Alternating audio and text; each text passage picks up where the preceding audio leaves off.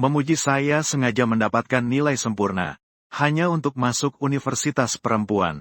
Setiap hari tidak hanya bisa menikmati kaki panjang yang indah, tapi juga bisa berdiskusi dengan mahasiswi cantik tentang pengetahuan penguatan perangkat lunak.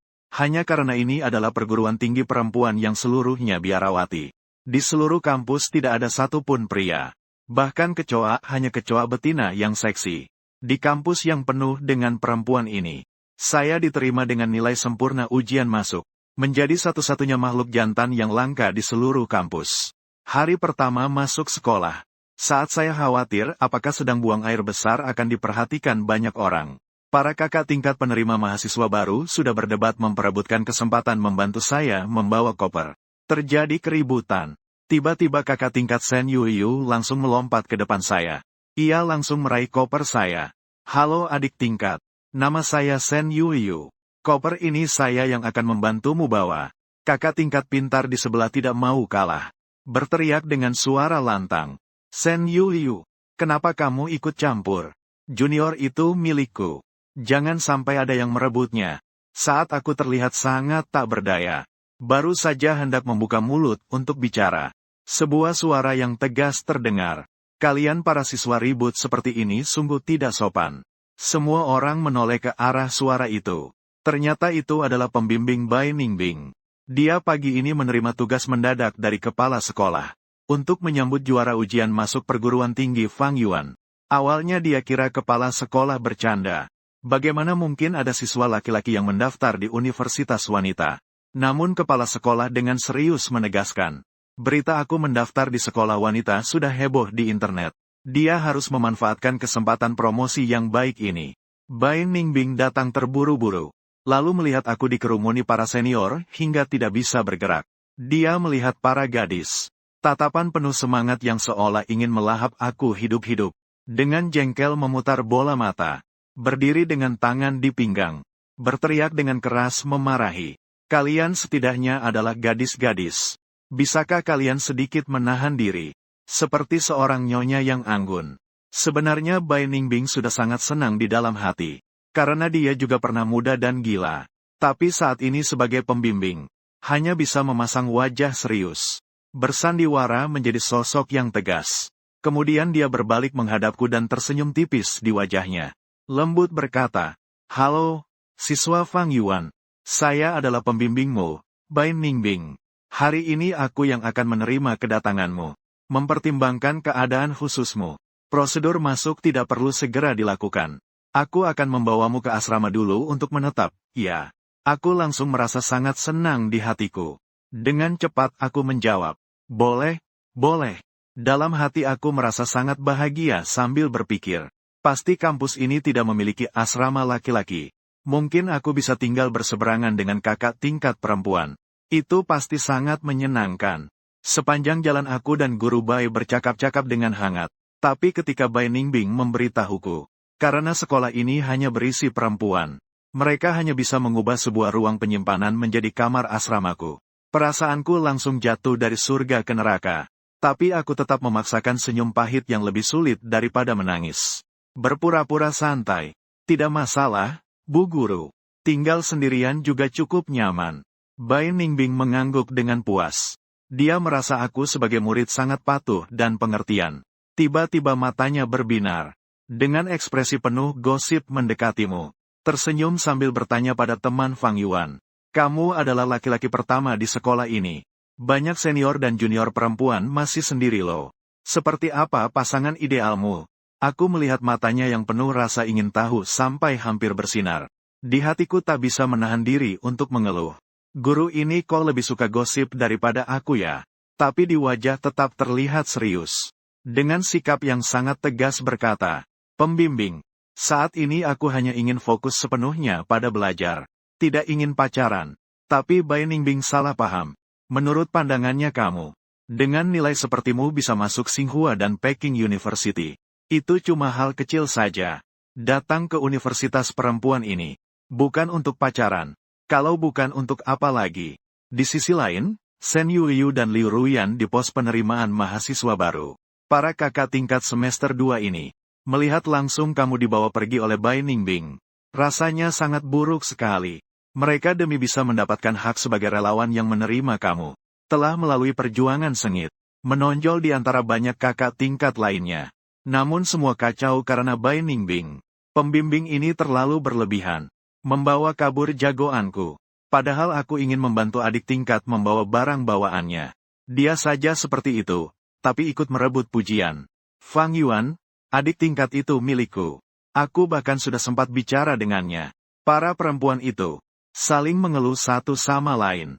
Shen Yuliu mengejek dengan dengusan sinis, mengangkangkan tangan di dada. Dagu sedikit diangkat, wajah penuh dengan rasa rendah diri. Kalian para pemula ini juga ingin merebut adik kelas dariku. Sudahlah. Liu Ruyan mendengar itu dengan nada sarkastik berkata, apa kamu bangga apa? Seolah-olah tubuhmu sangat memukau. Shen Yuliu melotot, lalu tertawa dengan penuh kemenangan. Benar, benar, kamu hebat. Tubuhmu benar-benar seperti Wang Zai Xiao Mantou ya. Liu Ruyan marah sampai wajahnya merah padam. Kepalanya hampir menyentuh lantai. Air mata berputar-putar di mata. Hampir menangis. Tapi Shen Yuliu tidak melanjutkan kesombongannya. Mengibas rambutnya. Gadis ini tidak punya waktu untuk berbicara sembarangan denganmu. Aku mau menemui adik kelas. Setelah berkata, dia bergegas menuju asrama. Kabar tentang kejadian di depan pintu Universitas Burung Biru menyebar dengan cepat. Para senior perempuan di asrama putri semuanya berpikir keras. Memikirkan bagaimana cara mengalahkanku. Tepat saat itu, sebuah informasi langsung menarik perhatian semua gadis. Peringatan, Pangeran Tampan Fang Yuan akan tiba di gedung asrama dalam 30 detik. Begitu kata itu keluar, para gadis di asrama langsung heboh. Bergegas mengganti pakaian, merapikan rambut, kemudian menyerbu lorong bersama-sama. Tante penjaga asrama juga tertarik dengan keramaian ini. Bertanya dengan rasa penasaran. Ada apa ini? Kenapa para gadis seperti orang gila? Tante, adik kelas Fang Yuan akan tiba di gedung asrama. Kita pergi menyambutnya. Seorang gadis berlari sambil menjawab. Itu anak laki-laki yang itu ya. Aku juga mau lihat-lihat. Bibi pengurus asrama datang. Semangat juga ikut keluar. Saat itu aku mengikuti Bai Ningbing ke bawah gedung asrama. Teman Fang Yuan, asramamu di area B lantai 2, masih harus berjalan agak jauh. Kamu menatap ke depan. Sosok-sosok perempuan terus bermunculan. Di dalam pikiran tak bisa tidak muncul sebuah tebakan nekat. Sekolah jangan-jangan menempatkan asrama di dalam gedung asrama perempuan. Tak lama tebakanku menjadi kenyataan. Pembimbing membawa aku masuk ke gedung asrama perempuan. Awalnya di koridor sedang menjemur pakaian. Perempuan-perempuan berpakaian tipis langsung terpaku di tempat. Detik berikutnya, suara teriakan tajam memecah keheningan. Para perempuan bahkan tak sempat pedulikan pakaiannya. Panik berlari tanpa arah kembali ke kamar sendiri. Berbagai warna pakaian bertebaran di lantai. Melihat situasi tersebut, Bai Ningbing agak malu berkata, lantai 1 kebanyakan mahasiswa baru dai. Jangan pedulikan mereka dulu. Ayo kita lihat kamar asramamu di ujung koridor. Setelah mendengar itu, aku menarik koper dan berjalan cepat. Kedua orang itu berjalan ke ujung lorong. Satu persatu gadis di dalam asrama mengintip keluar. Mata mereka membelalak. Ya ampun, bagaimana bisa ada laki-laki masuk ke asrama perempuan? Jangan-jangan dia seorang psikopat. Aku baru saja memakai tank top dan celana pendek super pendek, semuanya terlihat sangat canggung. Kalau kamu sih nggak masalah. Aku bahkan pakaianku dalam kedapatan mereka. Tapi dia sangat tampan. Apa dia akan tinggal bersama kami? Setibanya di depan pintu asrama, Bai Ningbing berhenti melangkah. Kamarnya Fang Yuan tidak akan aku masuki. Kamu lihat sendiri. Kalau ada apa-apa, panggil aku kapan saja. Aku akan segera memindahkan koper masuk. Begitu masuk, aku langsung terkejut oleh pemandangan di depan mata. Ini benar-benar seperti villa mewah. Dan sekarang akhirnya tidak ada cewek lagi. Tapi ketika kamu baru saja ingin melepas kaos, tiba-tiba terdengar suara berderit di kamar yang hening. Wajahmu berubah drastis. Segera melihat ke meja belajar di samping. Ternyata ada seorang cewek bersembunyi di bawah meja. Dia terlalu asyik mengintip kamu saat melepas baju. Tidak sengaja menyenggol laci. Kamu belum mau keluar. Wajahmu menatapnya dengan muram. Tak disangka baru datang sudah bertemu wanita nakal. Menghadapi tatapan seriusku, cewek itu tidak berani tinggal lebih lama. Bergegas keluar. Maaf ya, Pangeran tampan. Ternyata dia menabrak bibik penjaga asrama yang datang. Bibir penjaga asrama, Bu Zhang, melihat pemandangan ini, langsung mengerti apa yang terjadi. Kamu pasti anak baru yang datang, ya. Tampannya benar-benar menarik. Tak heran banyak gadis dari 2 gedung kami meminta kunci dariku. Aku merasa jantungku berdegup kencang. Ada firasat buruk. Namun apa yang dikatakan Tante Zhang selanjutnya hampir membuatku hancur. Betul. Kunci kamar asramamu yang mereka minta dariku. Baiklah. Para gadis, keluar semua. Baru saja kata-kata itu terucap. Terlihat dari lemari pakaian, ruang toilet, belakang sofa dan tempat lain muncul banyak perempuan. Tante Zhang, Anda sungguh menjengkelkan.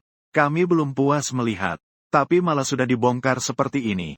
Tentu saja karena otot perut sang pria idola sangat menggoda. Kamu berdiri di samping tanpa bisa berkata apa-apa. Kamar asrama ini benar-benar tidak aman. Di tempat kecil seluas belasan meter persegi, ternyata ada belasan perempuan. Kamu merasa seperti domba masuk ke mulut harimau. Dan yang tidak kamu ketahui adalah, berita bahwa kamu masuk ke asrama perempuan direkam menjadi video. Setelah tersebar, segera menimbulkan kehebohan besar. Para netizen setelah menonton merasa cemburu. Di sisi lain, di sebuah apartemen mewah di Kyoto, ada seorang gadis mengenakan gaun Lolita, sedang memeluk boneka dan bersandar di jendela sambil bermain ponsel. Dia adalah senior tingkat 3 Universitas Burung Biru, Li Muan. Selebriti terkenal kelas 1 di dalam negeri. Di mata banyak penggemar, dia adalah dewi yang tak terbantahkan. Dan kabarnya dia juga cosplayer berpengalaman. Seolah memiliki dia sama seperti memiliki banyak pasangan dengan berbagai gaya. Hanya sayangnya, sejak debut, dia belum pernah merilis satupun karya cosplay. Ini menjadi penyesalan besar di hati para penggemar.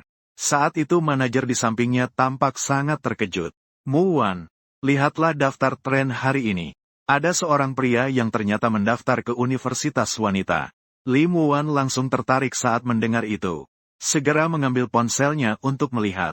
Sebagai seseorang yang peduli dengan tampilan, mata itu segera berkilauan. Junior Fang Yuan benar-benar tampan. Aku pasti harus mengenalnya nanti. Lalu jarinya yang ramping dengan cepat mengoperasikan Weibo di ponsel. Membagikan ulang postingan itu. Dan mengomentari junior itu sangat tampan. Sangat suka Weibo. Begitu diposting, hati banyak penggemar pria langsung hancur berantakan. Tidak mungkin. Bagaimana bisa Dewi Pujaanku menyukai orang lain? Melihat postingan Weibo ini, agen terlihat putus asa. Nona saya, Anda juga tidak berdiskusi dengan kami ketika mengirim Weibo. Ini akan membuat kehilangan penggemar, loh. Li Muan sama sekali tidak peduli. Kalaupun kehilangan, ya sudah. Para penggemar laki-laki itu setiap hari berteriak-teriak.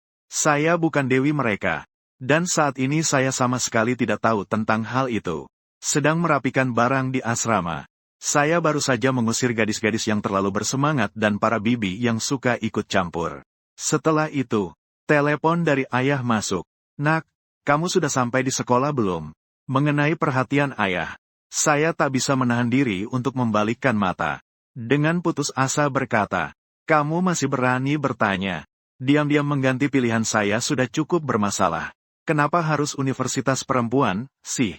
Mendengar kata-kata itu, ayah juga agak panik. Itu aku lakukan demi kebaikanmu. Melihat kamu masih sendiri selama bertahun-tahun. Aku baru mendaftarkanmu ke Universitas Wanita King Miao. Aku tidak peduli. Tahun ini saat pulang kampung, aku harus melihat kamu membawa pacar pulang. Yang punya kaki besar dan pantat besar. Setelah ayah berkata begitu, dia langsung menutup telepon. Aku tampak tak berdaya. Kalau bukan karena takut pukulan besar dari ayah, aku tidak akan setuju. Setelah merapikan barang-barang, aku tiba-tiba merasa ingin buang air kecil. Tapi di asrama sama sekali tidak ada toilet. Jadi aku keluar mencari toilet. Ketika melewati lorong lagi, pakaian yang tadi jatuh sudah tergantung rapi di tiang jemuran. Melihat bahan yang tipis-tipis itu, aku tidak bisa tidak menjadi agak malu. Jangan lihat hal yang tidak sopan. Begitu aku muncul di luar asrama, langsung menarik perhatian para gadis.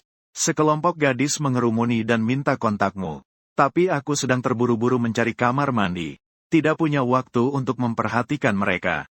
Hanya bisa sambil menghindar. Sambil melihat-lihat sekeliling, tiba-tiba aku melihat seorang wanita parubaya berpakaian resmi di kejauhan. Dalam keadaan panik, aku mendapat ide. Meluncurkan tangan menunjuk ke arahnya. Kepala pengajaran datang. Setelah berkata begitu, aku langsung lari kencang.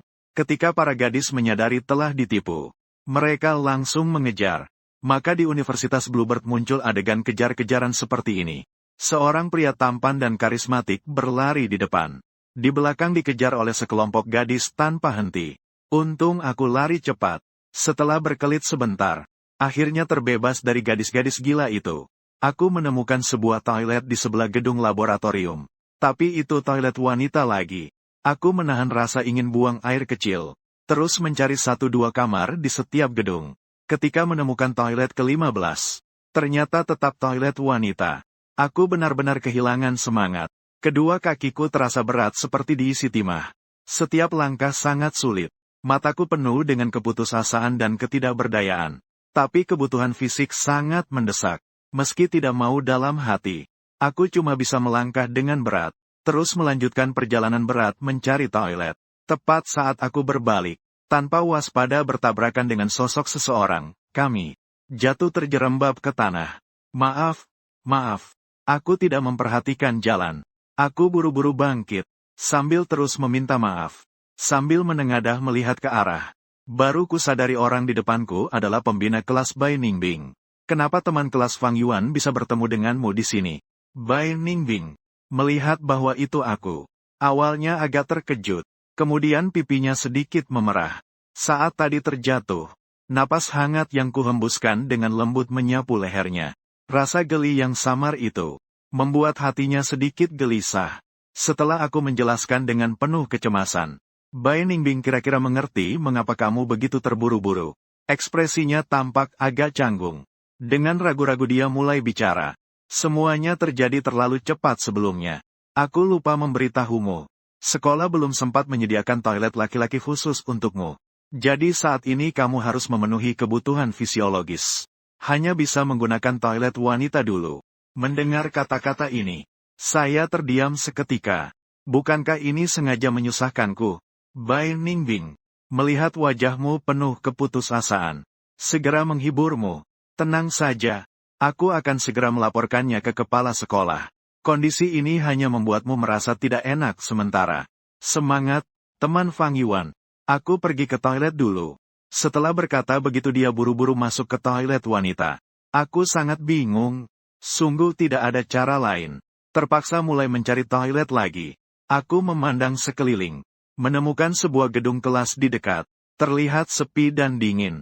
Tidak banyak cewek yang ke sana. Tak lama saya menemukan sebuah toilet wanita di lantai 3 gedung kelas ini. Sebelum masuk, saya tetap berhati-hati berdiri di pintu dan bertanya pelan. Permisi, ada orang di dalam. Saat itu saya tidak tahu bahwa di salah satu bilik toilet, ada seorang cewek yang memakai baju cantik. Namanya Li Muan Yao. Dia adalah mahasiswi unggulan jurusan seni. Juga senior tingkat 3.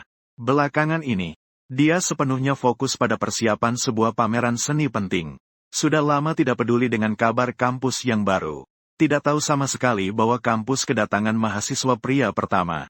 Pada saat itu juga, Li Muan Yao tiba-tiba mendengar suara merdu. Reaksi pertamanya adalah suara itu sangat indah. Tapi segera dia sadar suara itu sepertinya suara laki-laki. Namun dia teringat bahwa Universitas Qingmiao hanya wanita. Maka dia menduga dalam hati bahwa di luar mungkin ada suara. Cewek yang suaranya seperti laki-laki. Berdiri di luar toilet.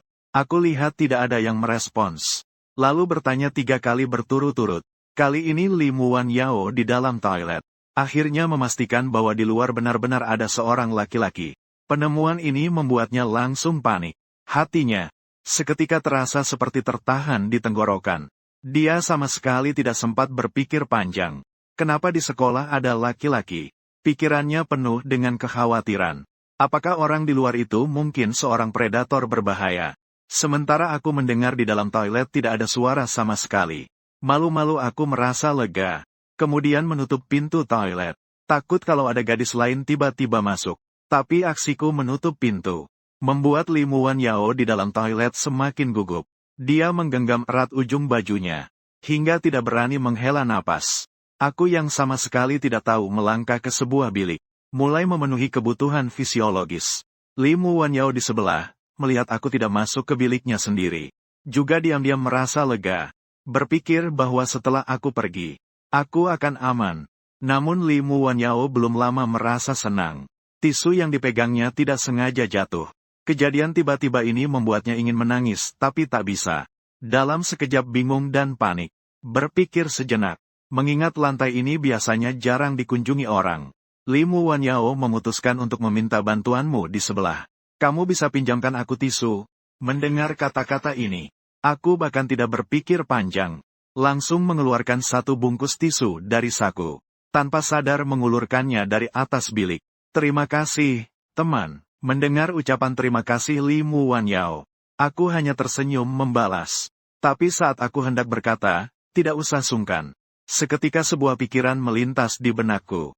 Seluruh tubuhku seakan terkunci. Tunggu dulu. Ini kan toilet wanita.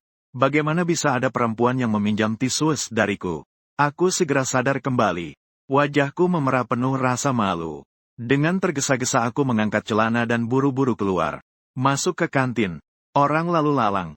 Para perempuan yang mengambil makanan langsung tertarik padaku. Banyak tatapan tertuju padaku. Ya ampun. Tuhan, pria itu datang. Sister, cepat ambil nomor WeChat-nya. Perempuan sangat bersemangat saat melihatmu. Dan aku menghadapi pandangan seperti itu. Aku memilih untuk mengabaikannya saja. Langsung berjalan menuju jendela pengambilan makanan kantin. Pada saat ibu kantin melihatku, matanya langsung bersinar. Pemuda, apakah kamu siswa sekolah kita?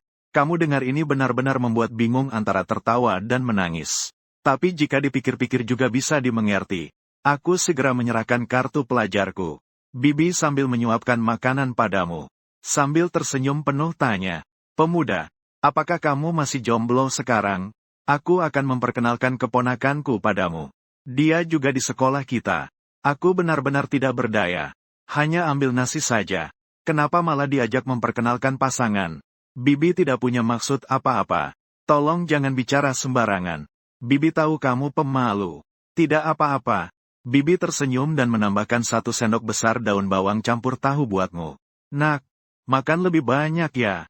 Lain kali datang lagi ke sini, Tante. Kamu menatap penuh ke sebuah mangkuk besar penuh makanan di depanmu. Berpikir kalau tante kantin ini tangannya sangat terampil. Porsinya terlalu banyak sampai tidak bisa habis dimakan. Gadis di sebelah melihat pemandangan ini. Matanya membelalak sangat besar. Ternyata tante ini sangat mudah diajak bicara. Saat giliran dia mengambil makanannya, langsung berkata manis. Tante, aku juga ingin tumbuh besar. Tidak disangka tante kantin langsung meliriknya dengan sinis. Tumbuh besar apa coba? Gadis itu lebih baik tetap kurus terlihat cantik. Kamu sudah gendut seperti apa ini? Wajah gadis itu penuh rasa tidak terima. Ini jelas perlakuan berbeda. Masih adakah keadilan?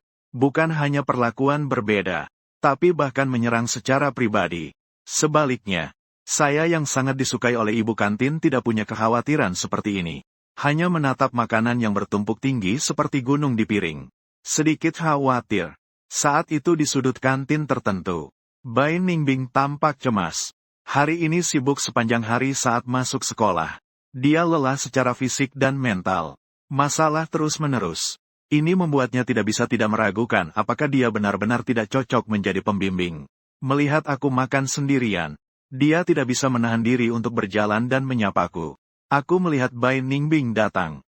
Sedikit canggung menyapa. Pembimbing. Anda juga makan di sini ya? Sungguh kebetulan. Kemudian Bai Ningbing duduk di sampingku. Baru tiba di sekolah. Rasanya masih belum terbiasa. Aku mengangkat bahu dengan tak berdaya.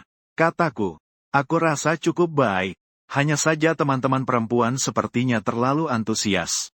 Bai Ningbing mendengar itu dan tak bisa menahan tawa. Dengan setengah bercanda berkata, siapa yang suruh kamu ganteng sekali?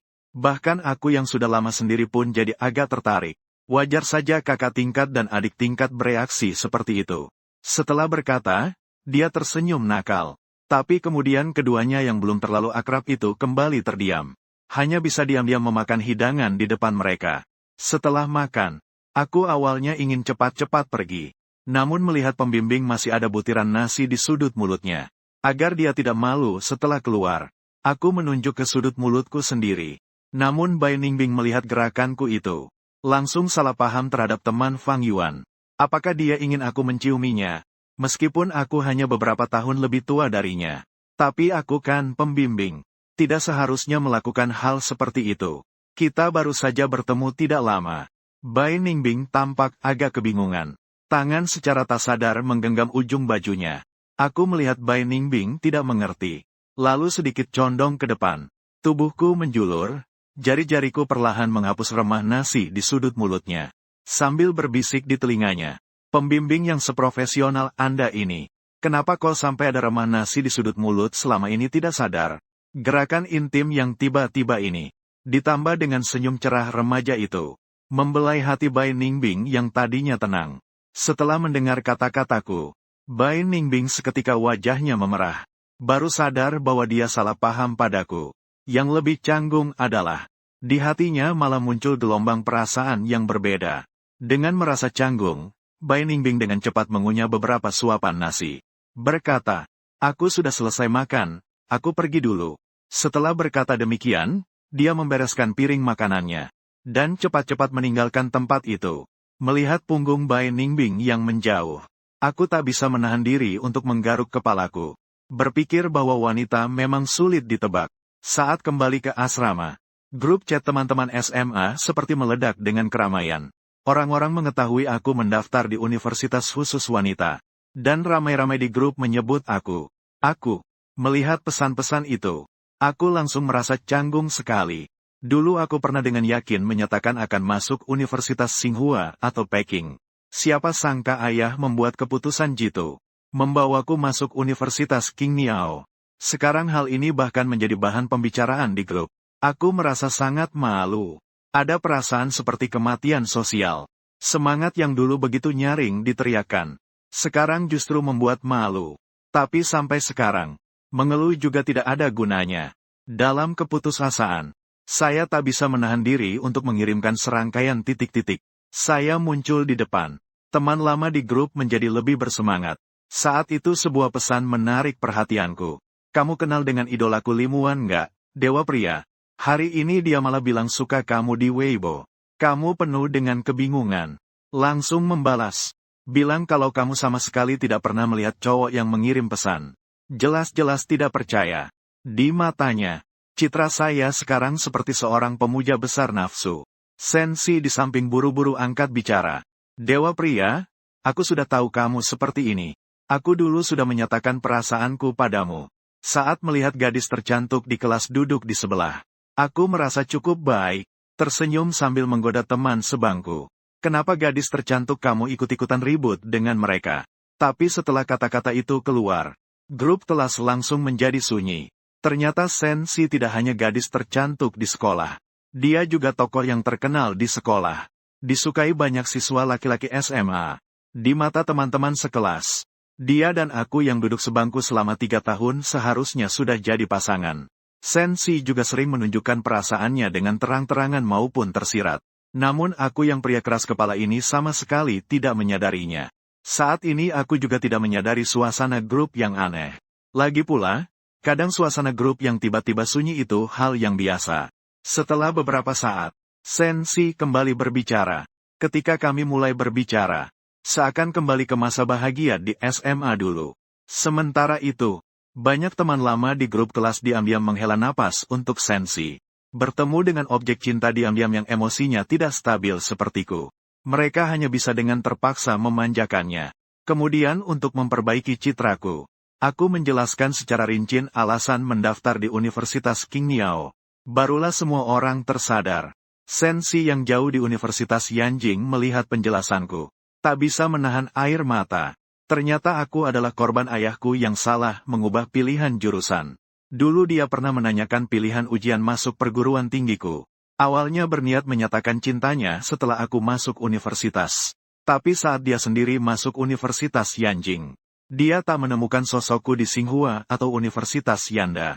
Dia mengira aku bohong padanya. Sekarang harapan kembali menyala di hati Sensi. Tak lama kemudian, Bai Ningbing mengirim pengumuman di grup kelas. Meminta semua siswa berkumpul besok jam 8 di ruang 303 Gedung Serbaguna. Pada saatnya akan dibagikan seragam pelatihan militer. Melihat pemberitahuan itu, mataku menyiratkan secercah harapan. Kehidupan kuliah akhirnya akan resmi dimulai. Dengan harapan itu, aku segera tidur lebih awal. Di sisi lain, para perempuan. Seorang perempuan di asrama berkata dengan antusias. Teman-teman, dengar tidak, angkatan kita kedatangan seorang laki-laki. Kabarnya tampannya luar biasa. Hari ini saat dia masuk, para senior perempuan mengadakan acara penyambutan khusus. Teman-teman, kita yang dekat dengan sumber air pasti mendapat lebih dulu. Besok aku harus bangun pagi-pagi dan berdandan dengan baik. Keesokan paginya, setelah cuci muka sederhana, aku segera menuju titik kumpul. Tidak lama kemudian, aku tiba di depan ruang kelas 303. Tampak ruang kelas itu penuh dengan perempuan. Satu persatu berdandan dengan sangat meriah. Masing-masing memiliki keindahan mereka sendiri. Begitu aku muncul, para gadis langsung heboh. Apakah ini pria tampan yang legendaris itu? Aku benar-benar terpikat. Wajah dan tinggi badan ini benar-benar luar biasa. Suaranya keras sampai seluruh gedung kompleks bisa mendengar. Aku hanya bisa tersenyum getir. Menghadapi suasana yang begitu antusias. Sungguh agak sulit untuk menahannya. Saat itu Bai Ningbing membawa setumpuk dokumen naik ke podium. Memberi isyarat agar semua orang diam. Dia diam-diam melirikku. Mata itu menampakkan kilasan licik. Dalam hati ia menghitung.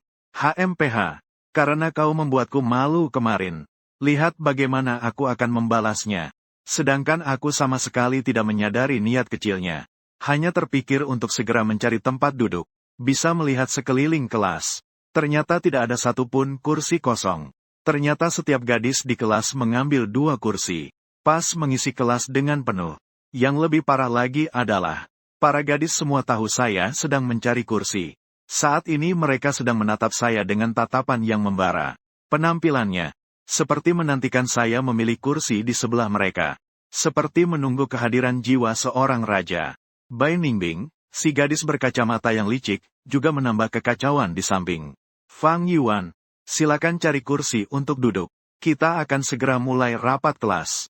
Jika memang tidak ada jalan lain, saya hanya bisa nekat mencari kursi. Melihat saya bergerak, para gadis langsung sangat bersemangat. Satu persatu menatap saya dengan tatapan penuh harapan. Fang Yuan, datanglah ke sini ke tempatku. Aku punya suara lolita yang super manis loh. Bentuk tubuhku juga luar biasa. Di mana San Liu? Ya, dewa pria, cepat ke sisiku.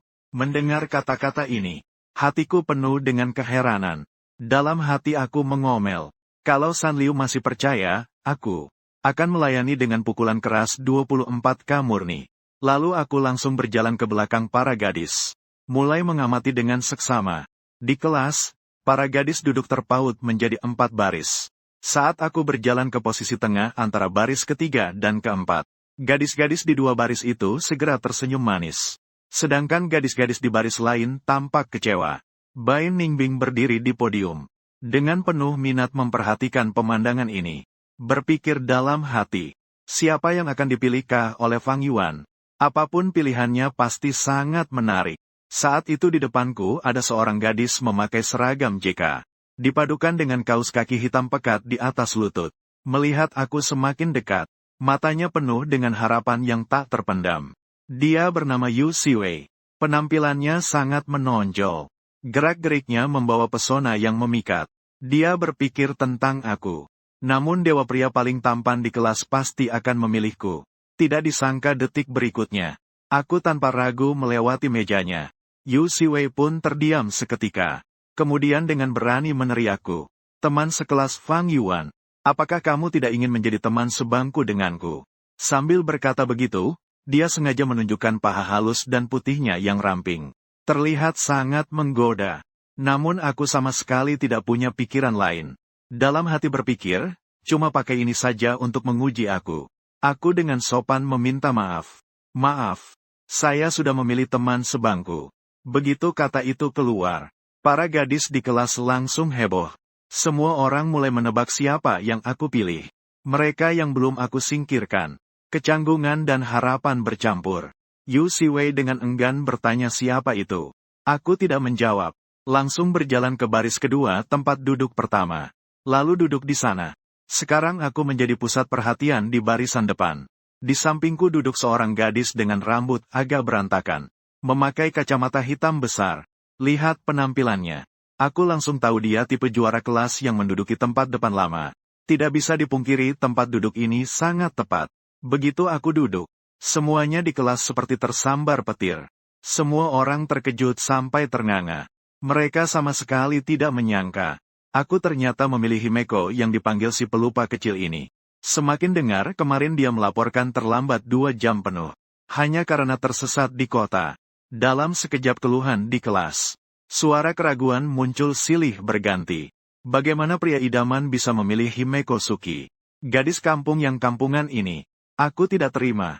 Memang rambutnya berantakan seperti sarang ayam. Wajah juga tidak jelas. Siapa yang tahu seperti apa rupanya? Wajah Bai Ningbing tiba-tiba menjadi muram. Dengan tegas berkata, "Jangan ribut lagi. Baru hari pertama sudah ricuh seperti ini. Seperti apa ini?" Para gadis langsung diam setelah itu.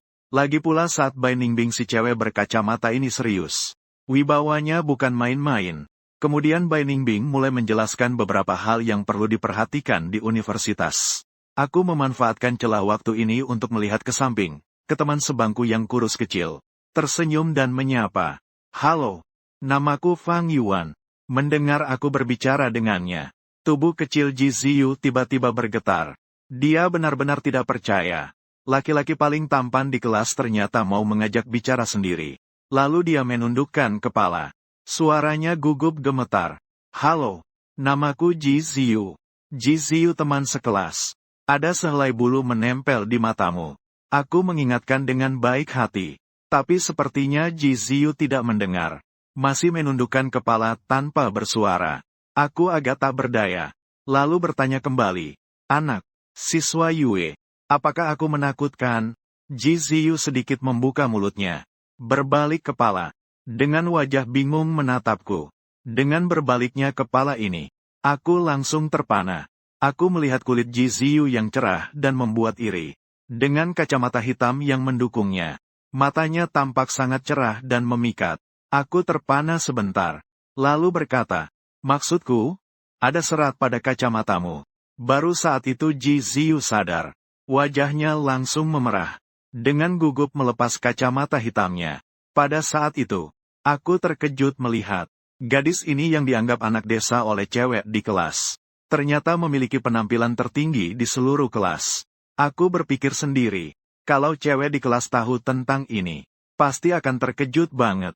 Sayangnya momen memukau ini berlalu dengan cepat. Ji Ziyu kembali memakai kacamata. Setelah menundukkan kepala, dia kembali menjadi sosok yang tidak mencolok. Setelah berbicara singkat dengan Ji Ziyu, aku mulai serius mendengarkan Bai Ningbing berbicara. Dan melihatku serius mendengarkan. Si pemalu yang selalu gugup itu. Ji Ziyu akhirnya berani diam-diam memandangku beberapa kali. Anak laki-laki sehebat aku ini. Siapa gadis yang tidak akan jatuh hati? Hanya saat aku fokus mendengarkan pelajaran. Tidak mempedulikannya. Dia baru berani diam-diam mengamatiku. Saat itu Ji Ziyu bergumam dalam suara yang hampir tak terdengar. "Fang Yuan sangat tampan. Aku tentu saja sama sekali tidak menyadarinya." Orang bingung di samping ini sudah diam-diam jatuh hati padaku dalam hati. Bai Ningbing di atas panggung menyesuaikan kacamata berbingkai emasnya. Lanjut berkata, "Hidup di universitas kira-kira seperti ini. Ingatlah untuk sering mengikuti kegiatan ekstrakurikuler. Dengan begitu, poin inovasi dan kewirausahaan tidak akan sulit didapat. Sudah sampai di poin ini, kalian harus ingat baik-baik." Setelah memberi peringatan ini padanya, matanya menyapu seluruh kelas. Wajahnya menampilkan senyum. "Selanjutnya giliran kalian untuk memperkenalkan diri.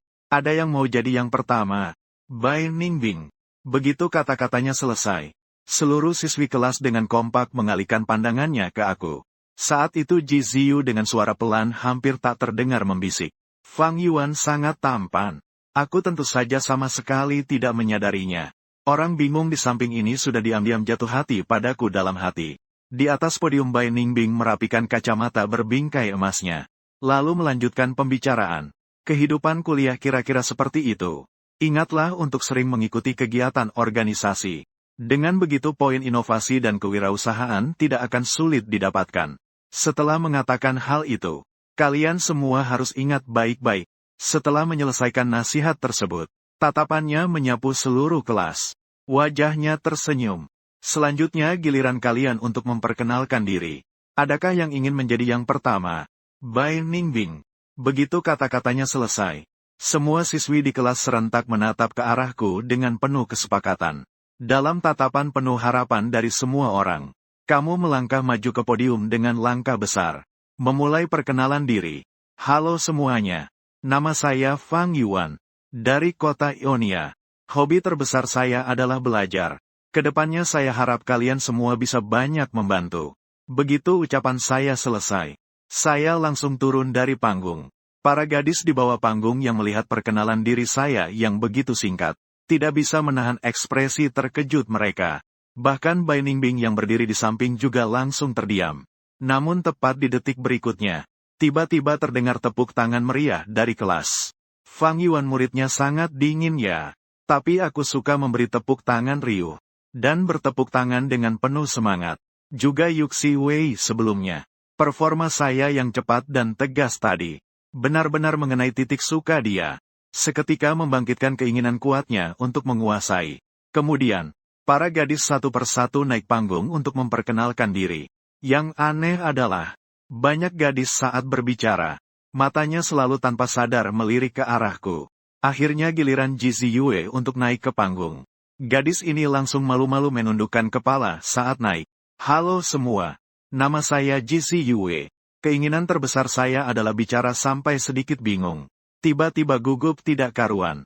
Terbata-bata mengucapkan satu kalimat, yaitu mencari suami yang baik. Dengan susah payah menyelesaikan kalimat itu, Ji Ziyue seperti seekor rusa kecil yang takut. Segera bergegas turun dari podium. Kelas langsung dipenuhi oleh tawa riuh. Bahkan aku yang biasanya tidak peka tentang perasaan, saat mendengar keinginan uniknya ini, tidak bisa tidak sedikit terkejut. Dalam hati aku jadi lebih menghormati Jizi yang berbicara dengan terbata-bata ini. Semakin bertambah rasa kagum. Tawa pun segera berhenti. Selanjutnya masuk ke bagian pemilihan pengurus kelas. Bai Ningbing baru saja mengucapkan hal ini. Saya tidak ragu sedikit pun. Langsung naik ke panggung. Halo semua. Saya mencalonkan diri untuk posisi, tapi baru setengah bicara. Tiba-tiba terdengar suara kecil namun jelas dari Yu. Suara mendadak dari ketua kelas itu langsung memutus irama saya. Para perempuan di kelas setelah mendengar suara Yu, semua terkejut dan terpaku di tempat. Kemudian Yu Siwei menambahkan satu kalimat. Iya, kalau kamu jadi ketua kelas mereka, bukankah akan lebih baik? Namun seperti terbawa semangatnya, para perempuan itu serentak berteriak bersama. Ketua kelas, teman Fang Yuan. Jadilah ketua kelas kita. Mendengar sorakan itu, aku langsung kebingungan. Berpikir dalam hati, pemilihan pengurus kelas ini kok ada cara seperti ini. Belum sempat bilang apa-apa. Saat itu wajah Bai Ningbing tersenyum sambil memandangku. Melihat ke arah teman sekelasku Fang Yuan. Lihat, teman-teman sangat antusias. Kamu tidak akan menolak, kan? Aku memandang sekeliling. Melihat pandangan penuh harapan dari para gadis. Lalu mengintip lagi. Yu Siwei yang membuat semua ini terjadi. Dan Bai Ningbing yang menghasut di samping. Sang kaki tangan ini. Sebenarnya aku memang berniat maju jadi ketua kelas. Saat itu juga memang tidak ada alasan untuk menolak. Jadi aku berkata dengan suara keras. Aku setuju. Terima kasih atas dukungan kalian semua. Aku pasti akan berusaha sebaik mungkin dalam menjalankan tugas ketua kelas. Setelah berkata begitu, aku membungkuk dalam kepada orang-orang di bawah panggung. Lalu sengaja melirik Yu Siwei satu kali. Baru kemudian aku turun dari podium. Tak lama kemudian pemilihan pengurus kelas pun mendekati akhir. Semua orang pada dasarnya mendapatkan posisi yang mereka inginkan. Perlu disebutkan bahwa malam pertama latihan militer, saya selesai mandi, keluar dari kamar mandi, tanpa sengaja melihat keluar jendela, melihat gadis-gadis yang lalu lalang dengan tergesa-gesa. Tapi setiap kali melewati jendela saya, mereka selalu tidak bisa menahan diri untuk mengintip ke dalam. Lalu tertawa aneh. Saya merasa sangat tak berdaya. Tak tahan untuk mengeluh. Sekelompok gadis yang suka gombal masih ingin mendekati saya. Tidak mungkin. Setelah berkata begitu saya meraih untuk menutup tirai. Gadis-gadis di luar melihat kejadian ini. Langsung menunjukkan ekspresi kecewa. Kemudian saya memutuskan untuk pergi ke kantin makan malam. Saat saya akan keluar, di sebuah sudut tidak jauh dari situ, ada seorang gadis yang berbicara pelan ke ponsel. Laporan, target muncul. Sepertinya dia akan pergi ke kantin. Tolong jawab kalau sudah terima. Tidak lama kemudian, jawaban datang dari ujung ponsel. Baik, sudah terima. Aku buru-buru mengawasi urusan pria pujaan. Jika sudah selesai, kakak traktir kalian masing-masing satu set kosmetik seharga 5.000 yang baru rilis. Di depan gerbang sekolah ada seorang wanita berambut coklat, dengan tubuh seksi dan gaya dewasa. Dengan puas menutup telepon. Dia adalah Sen Yuyu, seorang wanita kaya ternama di sekolah ini. Agar bisa mendapatkan aku, dia menyewa beberapa gadis tahun pertama. Menjadi mata-matanya, itu hal yang sepele baginya. Belakangan ini semakin banyak yang mengungkapkan perasaan pada aku. Sen Yuyu merasakan rasa krisis yang kuat. Maka dia memutuskan malam ini akan menyatakan cinta padaku. Dia melihat tubuhnya yang menarik. Tersenyum penuh percaya diri. Kakak tingkat Fang Yuan. Aku tidak percaya bisa mendapatkanmu. Tidak lama kemudian, sebuah truk besar muncul di gerbang sekolah. Nona besar, barang pesananmu sudah sampai. Mendengar kata-kata ini, wajah Sen Yuyu yang biasanya sombong langsung memunculkan ekspresi bahagia. Berteriak dengan tergesa-gesa. Cepat. Segera turunkan. Kalau sampai mengganggu urusanku yang baik. Beberapa anak buahmu yang berpakaian jas formal. Mendengar ini mereka berkeringat dingin di dahi. Segera beraksi dengan panik. Di sisi lain, aku baru saja memasuki kantin. Setelah menolak dengan sopan beberapa gadis yang ramah. Kemudian berjalan menuju jendela pengambilan makanan. Belum sempat kamu mendekat. Ibu pembagi makanan yang terakhir kali itu sudah melihat dari jauh. Aku segera menyapa dengan hangat. Anak muda cepat kemari. Bu, ini makanan. Menghadapi undangan hangat dari ibu itu, aku benar-benar tidak enak menolak. Bagaimanapun, menu di jendela ibu itu menggoda. Dan saat mengambil makanan tangannya mantap tidak gemetar sendoknya. Saat mengambil makanan, ibu itu seperti biasa. Mulai bersemangat memperkenalkan keponakannya. Aku tersenyum pahit tidak berdaya. Ibu ini memang mak comblang yang sangat ramah. Benar-benar sulit menolak. Tapi aku hanya bisa setuju dengan berat hati. Namun melihat piring makan yang penuh dengan nasi dan lauk, berpikir ini juga bisa dianggap sebagai hasil dari pengorbanan penampilan. Kemudian aku mulai mencari tempat di kantin untuk bersiap makan. Selama saya makan, sepupu dari ibu yang bertugas mengawasi saya terus menatap saya dengan patuh. Setelah beberapa saat, ponsel sepupu tiba-tiba berdering. Suara panik Sen Yuyu terdengar dari seberang telepon. Bagaimana keadaannya? Di sini saya sudah siap. Teman Fang Yuan masih sedang makan. Tunggu dulu. Sepertinya dia sudah selesai dan berdiri. Sepupu dari ibu melihat saya berdiri tak jauh dari situ. Segera melaporkan keadaan. Cepat bawa dia ke sini. Setelah urusan ini selesai, urusanmu selesai juga. Mendengar kata-kata ini, sepupu langsung berjalan ke depan saya. Menghalangi saya. Teman Fang Yuan, maaf sekali. Saya ada urusan mendesak. Butuh bantuanmu. Bantuan apa yang kamu butuh? Saya tiba-tiba dihentikan oleh seseorang. Untuk sesaat saya agak bingung. Untuk sementara waktu saya juga tidak bisa menjelaskan dengan jelas. Ikuti saja saya. Tempat kejadian tidak jauh dari sini. Melihat gadis di depan dengan tatapan menghindar. Wajah gadis itu tampak bersalah. Saya tak bisa menahan rasa penasaran. Lalu mengikuti dia pergi bersama. Sampai di alun-alun. Yang terlihat adalah tanah penuh bunga yang indah. Dan sebuah mobil mewah yang sangat luar biasa. Bernilai puluhan juta yuan. Saat itu saya baru tersadar. Ternyata ada seseorang yang ingin melamar lagi. Mengingat diri saya dipanggil oleh seorang gadis tanpa alasan jelas. Rasa firasat buruk muncul dalam hati saya. Kemudian melihat ke belakang. Gadis yang tadi membawa saya sudah menghilang tanpa jejak. Apakah yang dilamar itu saya? Pikiran ini baru saja melintas di pikiranku. Detik berikutnya, wanita cantik bertubuh seksi dengan gaun putih tanpa bahu. Delay kakak senior Sen Yuyu muncul di hadapanku. Di sampingnya juga berdiri beberapa anak buah. Mereka memegang sebuah spanduk panjang yang dibentangkan. Di atasnya tertulis dengan tegas, "Aku Sen Yuyu menyukaimu." Para gadis yang melihat pemandangan ini langsung heboh. Ternyata itu Sen Yuyu. Aku sudah bilang, memberi mobil sport kepada gadis. Kenapa memilih model mobil yang begitu keren? Baru 2 hari masuk sekolah. Sudah berhasil menarik perhatian si tajir Sen Yuyu. Para gadis tampak sangat terkejut. Mereka semua tahu ada banyak dewi yang menyimpan perasaan untukku. Tapi tak pernah terpikir Sen Yuyu akan secepat itu. Maju lebih dulu untuk menyatakan cinta. Saat ini Sen Yuyu melihat saya yang menjadi pusat perhatian. Sengetkan bibirnya sedikit ke atas. Memamerkan senyuman menawan. Dengan suara wanita dewasa yang menggoda, ia berkata penuh perasaan. "Fang Yuan, juniorku. Aku menyukaimu. Aku tahu aku tidak bisa dibilang cantik luar biasa. Hanya punya sedikit uang. Tapi aku benar-benar jatuh hati padamu. Ini adalah sertifikat kepemilikan villa di kota sihir. Dan juga mobil sport Pagani Huayra senilai 40 juta. Semua itu adalah hadiah pertemuan dari aku untukmu. Fang Yuan, juniorku. Apakah kamu bersedia menjadi pacarku?" Mobil sport dan villa dengan syarat yang begitu menggoda. Pria mana yang bisa dengan mudah menolak?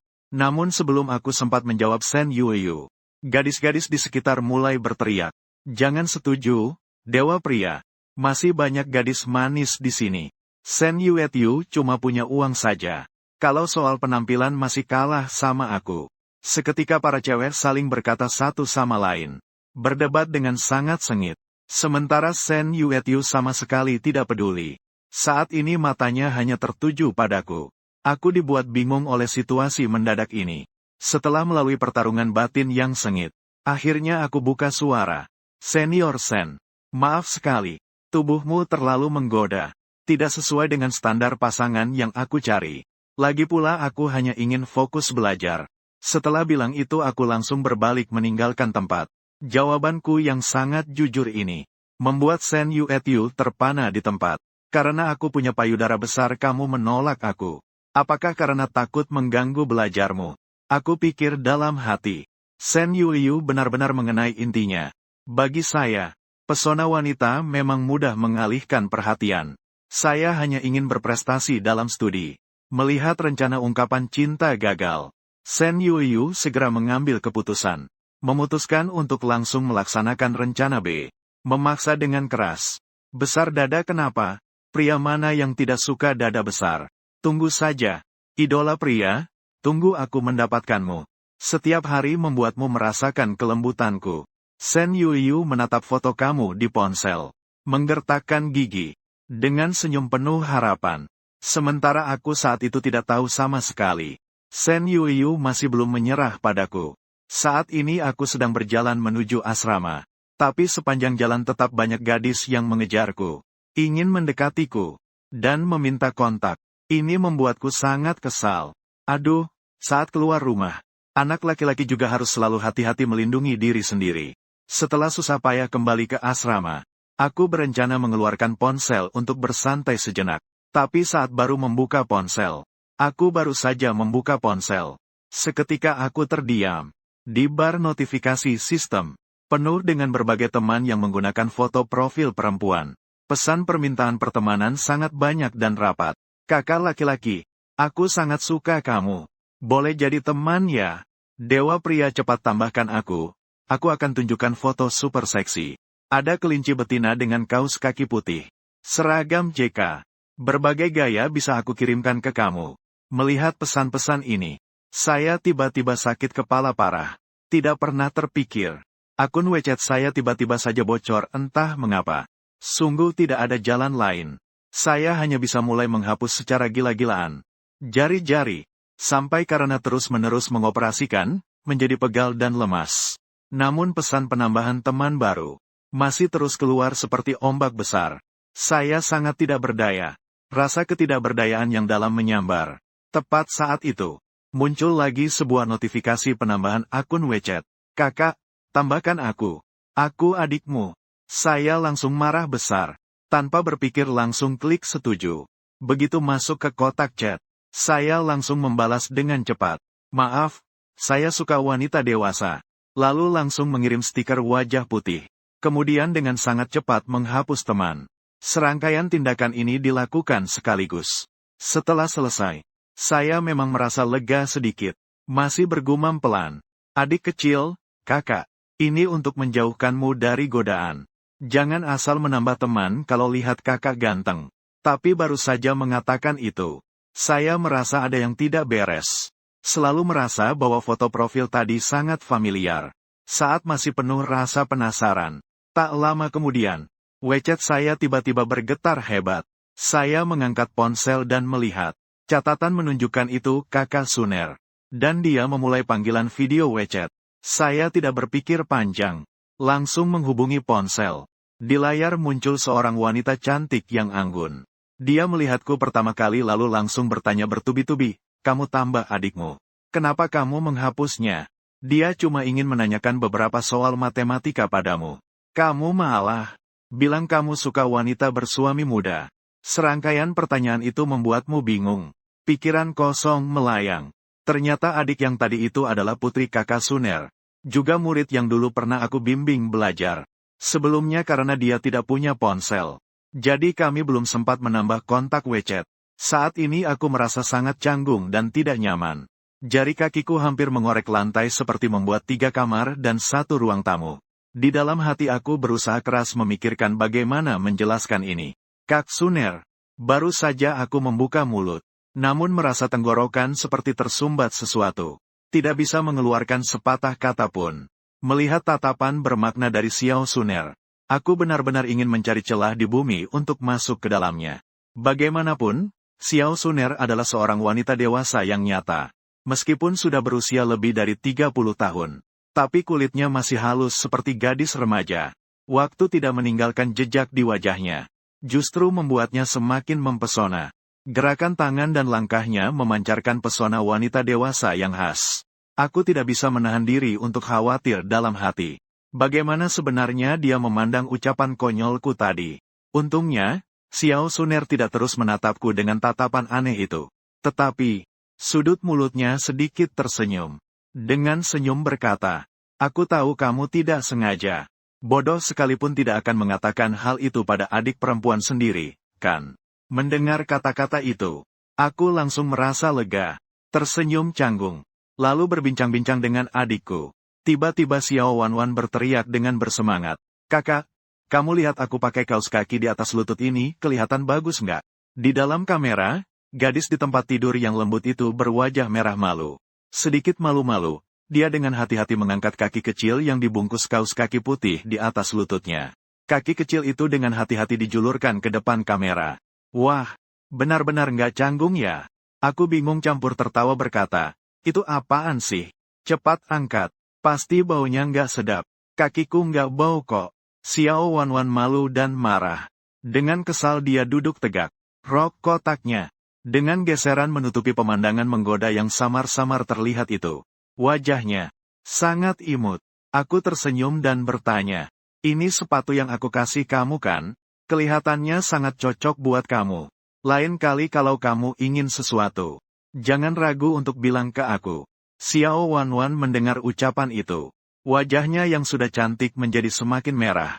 Dengan suara lembut berkata, terima kasih, kakak. Tapi rok mini yang kamu kasih aku kemarin, semua sudah dipakai ibu. Aku langsung terdiam. Pikiran tak bisa lepas dari bayangan.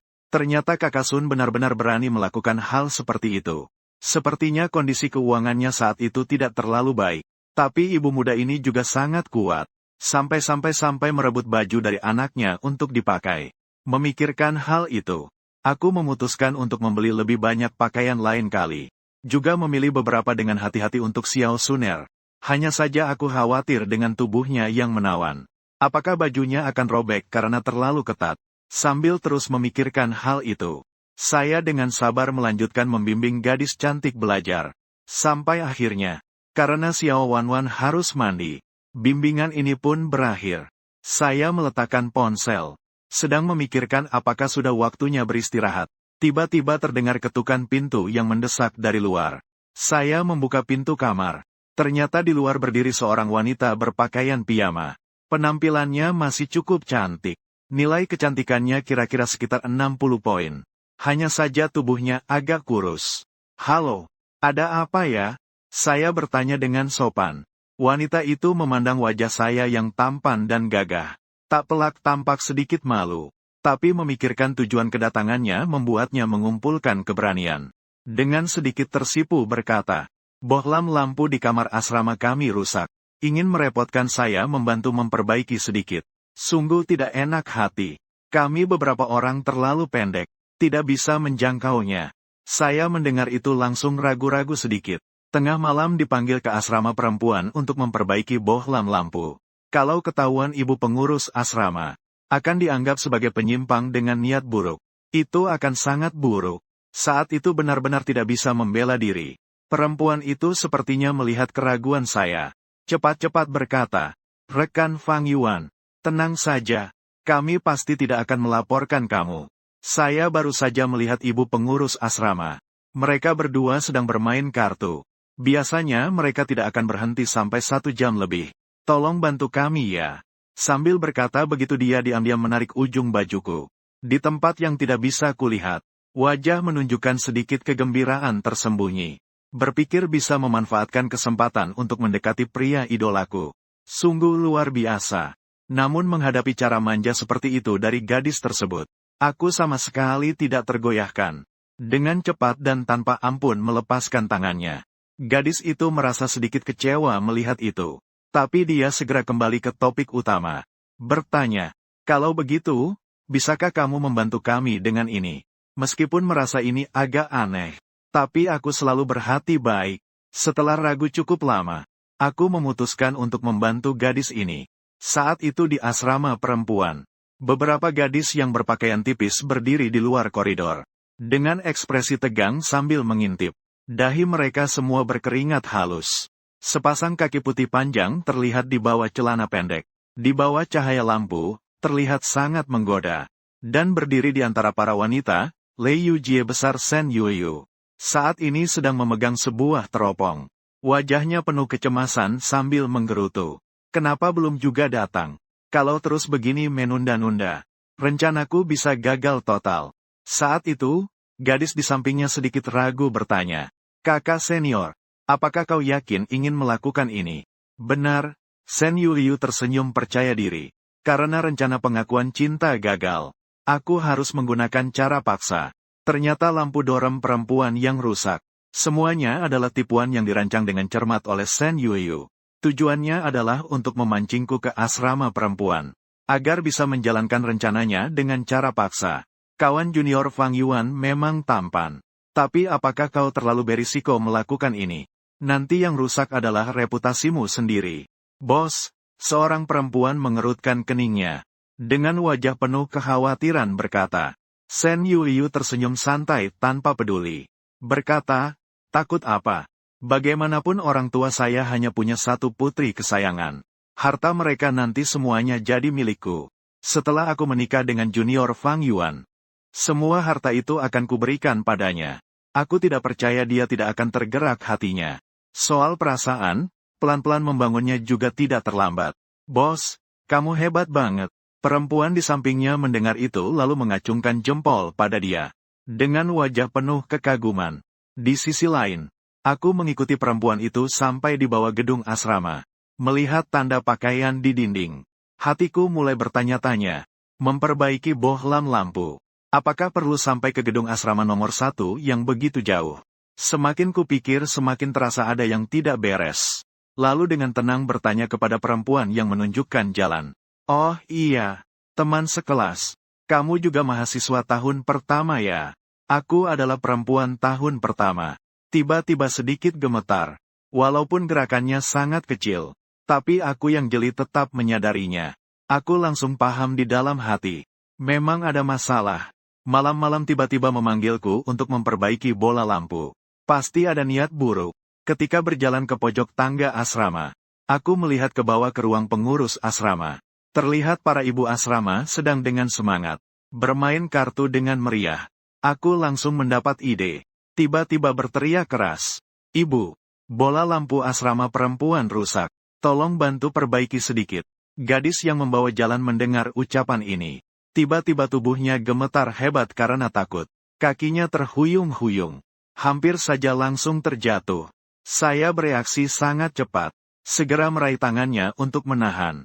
Berpura-pura dengan wajah penuh rasa bersalah berkata, "Sungguh saya minta maaf. Barusan tiba-tiba ingat ada urusan mendesak." Setelah dipikir-pikir merasa meminta tolong pada ibu pengurus asrama lebih dapat diandalkan. Tidak menyangka membuatmu takut. Sungguh saya minta maaf. Gadis itu segera melambaikan tangan. Di mulut berkata tidak apa-apa. Tapi di hati sangat kecewa. Sekarang jadi seperti ini. Rencana yang sudah dirancang dengan matang benar-benar gagal total. Saat itu ibu pengurus keluar dari kamar asrama. Bertanya dengan penuh kebingungan. Siapa yang bohlam lampunya di asrama rusak? Bukankah bisa langsung lapor perbaikan lewat aplikasi sekolah saja? Kalimat itu baru keluar. Wajah cewek itu langsung berubah menjadi lebih buruk dari sedih. Aku juga tepat waktu menunjukkan ekspresi bingung yang pas. Ternyata bohlam lampu yang rusak. Bisa langsung dilaporkan perbaikan ya.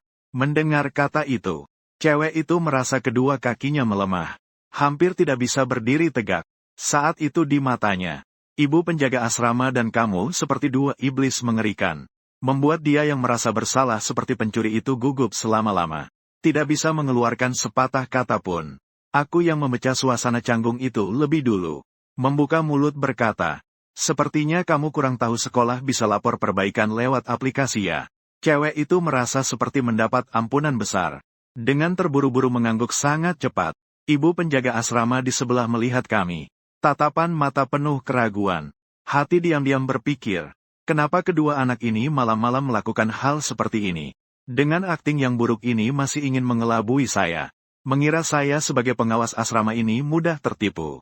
Tapi melihat kamu secara proaktif membantu gadis yang jelas-jelas ada yang tidak beres itu. Pengawas asrama malas untuk menyelidiki lebih lanjut. Melambaikan tangan berkata, karena sudah tahu apa yang terjadi. Maka kalian semua kembali saja. Jangan lakukan hal-hal tidak berguna malam-malam. Anak muda, jaga diri baik-baik ya. Setelah berkata, tersenyum lebar melihatmu pergi. Tapi begitu kamu pergi, wajahnya tiba-tiba menghitam. Melihat gadis itu dengan tatapan mengerikan. Bertanya dengan suara keras. Sebenarnya apa yang terjadi? Gadis itu tidak punya pilihan. Saya hanya bisa menceritakan kejadian itu dengan setengah benar setengah bohong. Tapi adegan kunci di mana Sen Yuyu memaksa secara kasar. Diubah menjadi mengundang saya ke asrama perempuan sebagai tamu. Meski begitu, ibu pengurus asrama tetap memarahi dia dengan keras. Kalian anak perempuan ini setiap hari cuma mikirin anak laki-laki. Bisakah kalian sedikit menunjukkan sikap tenang dan malu-malu yang seharusnya dimiliki gadis perempuan? Cepatlah pulang dan renungkan dengan baik. Kalau tidak, aku akan memberitahu kepala sekolah. Mendengar itu, perempuan itu ketakutan dan buru-buru lari pergi. Ibu pengurus asrama memandang punggungnya. Dan mengangguk puas. Berbisik pelan. Kalau bukan karena tante, aku sudah tua.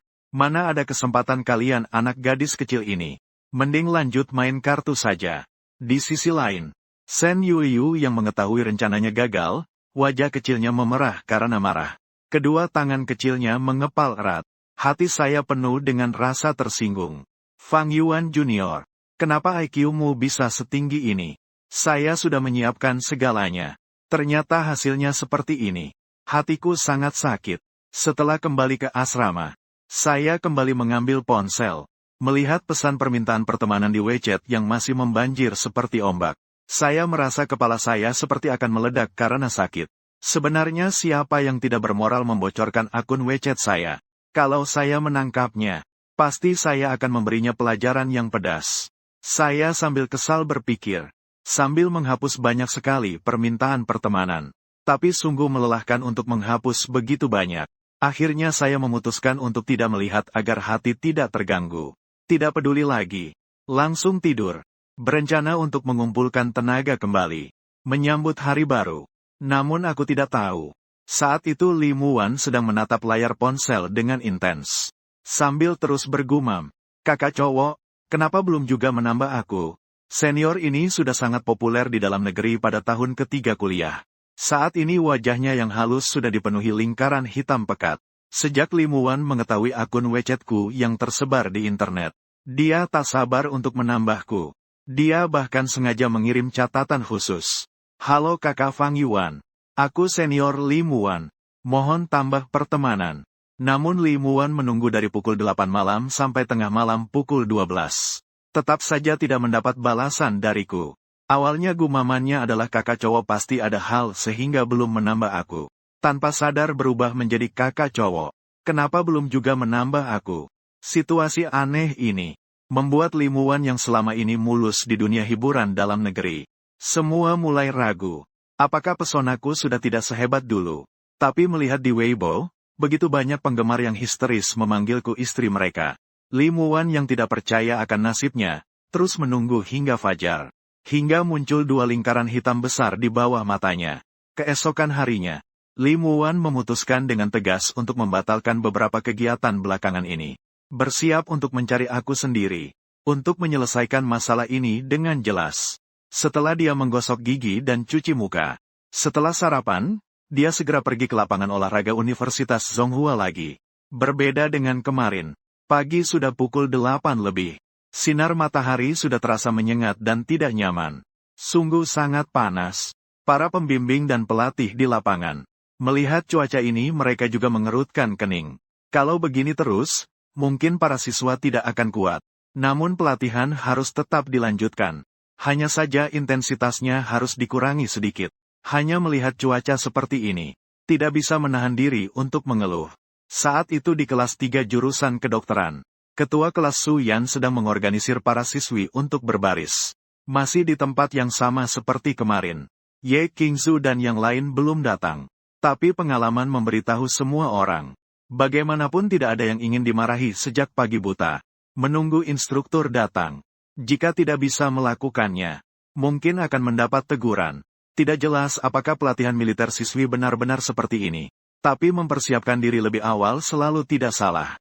Benar saja ketika Ye Qingzu dan instruktur wanita lainnya datang ke lapangan setelah sarapan. Beberapa kelas yang belum berkumpul langsung mendapatkan teguran keras. Ini membuat siswi kelas 3 merasa bersyukur. Melihat Su Yan dengan penuh rasa terima kasih. Kelihatannya kelas 3 melakukan dengan baik ya. Bahkan saya sebagai instruktur juga sangat puas. Setelah Ye Qingzu datang, melihat barisan yang rapi tersusun. Seberkas kejutan terpancar di matanya. Siapa yang memimpin? Dia tersenyum dan bertanya. Senyumnya dipadu dengan wajah cantik yang halus. Terlihat keren dan keren. Ketua kelas para gadis menjawab serempak, "Oh." Ye Qingzu melihat Su Yan. Matanya berubah sedikit. Lalu berkata, "Ternyata itu ketua kelas kita ya. Aku dengar kemarin seorang senior mengaku cintanya kepadamu.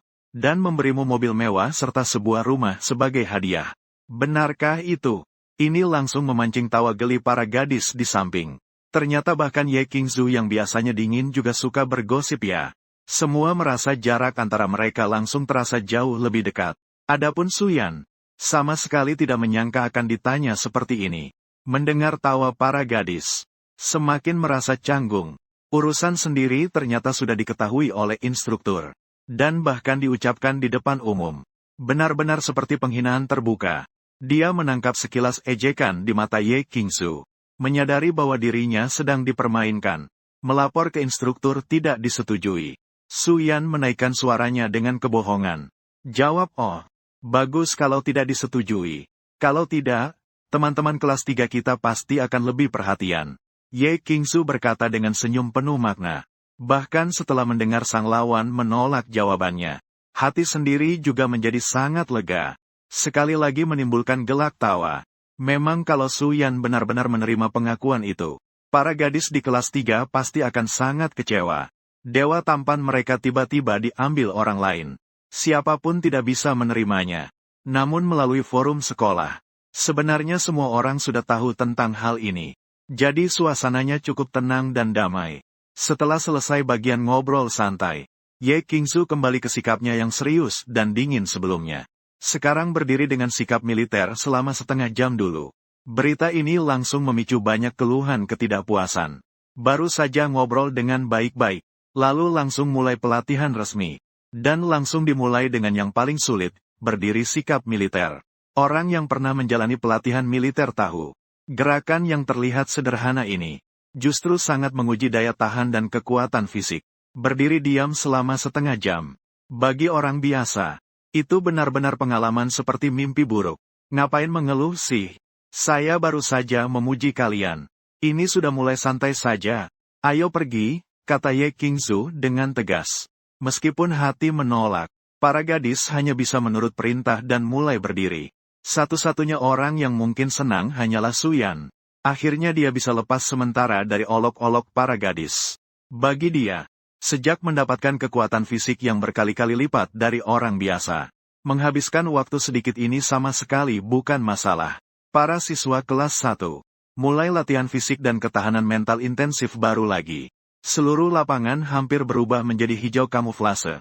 Matahari yang tergantung tinggi di langit menebarkan sinar panas membakar. Setiap orang mengutuk panas ini dalam hati. Kesulitan latihan militer tidak hanya berasal dari kelelahan fisik. Yang lebih penting adalah sambil menahan panasnya musim panas terik, sambil terus mengeluarkan keringat tanpa henti. Sungguh sangat menyiksa. Meskipun banyak gadis mengoleskan tabir surya tebal, tetap tidak bisa mencegah kulit mereka menjadi gelap karena terbakar matahari. Situasi di kelas 3 ini agak lebih baik, karena ini adalah kelas perempuan. Jadi intensitas latihannya tidak terlalu berat. Pertama adalah berdiri tegak dan rapi. Mengangkat kaki maju dan berbelok, 3 gerakan dasar ini. Namun meskipun latihan gerakan dasar seperti ini, banyak gadis merasa kakinya seolah-olah hampir kelelahan, lunak dan lemas. Tiba-tiba terdengar suara jatuh dengan suara plak, memecah keheningan. Aduh, seseorang berteriak, instruktur, ada yang tidak baik. Seseorang pingsan. Mendengar kata-kata itu, semua orang di tempat langsung memalingkan pandangan ke arah suara tersebut. Ternyata yang jatuh adalah si pelupa terkenal di kelas, Zhong Shikouru. Di depan mata, Shikouru hampir jatuh. Suyan buru-buru berlari mendekat, dan langsung menopang. Dia, apa yang terjadi? Ada apa? Ye Qingzu segera meletakkan apa yang sedang dikerjakan, dan berlari untuk memeriksa. Saat itu, Suyan melihat Shikouru dengan wajah yang memerah, dan bibir yang putih pucat berkata, Instruktur Ye, Shikouru sepertinya terkena heat stroke. Cuacanya sangat panas. Memang mudah membuat beberapa siswa dengan kondisi tubuh lemah tidak tahan. Tapi melihat Shikouru masih sadar. Hanya sedikit bingung. Kelihatannya keadaannya tidak terlalu serius. Aku tahu bagaimana menangani situasi ini. Mari bawa Shikouru untuk beristirahat dulu. Baik, tidak masalah. Mendengar Suyan berkata seperti itu, Ye Qingzu menganggukkan kepala. Menyatakan setuju. Heat stroke kalau tidak terlalu parah, biasanya akan membaik setelah istirahat sebentar. Lalu Suyan setengah menopang setengah menggendong Shikouru yang kondisinya kurang baik, menuju ke tempat yang lebih sejuk seperti biasa.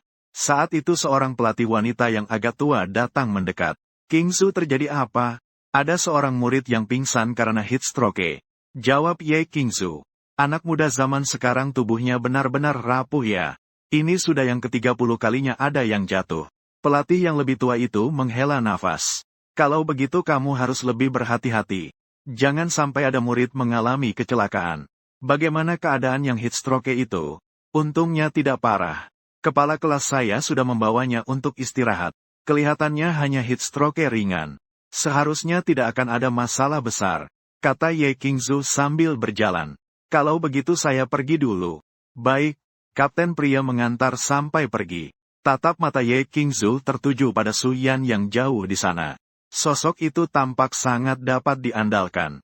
Menatapnya sebentar. Sepertinya teringat sesuatu. Ye Qingzu menoleh kembali ke barisan. Melanjutkan pekerjaan. Beri aku siapa?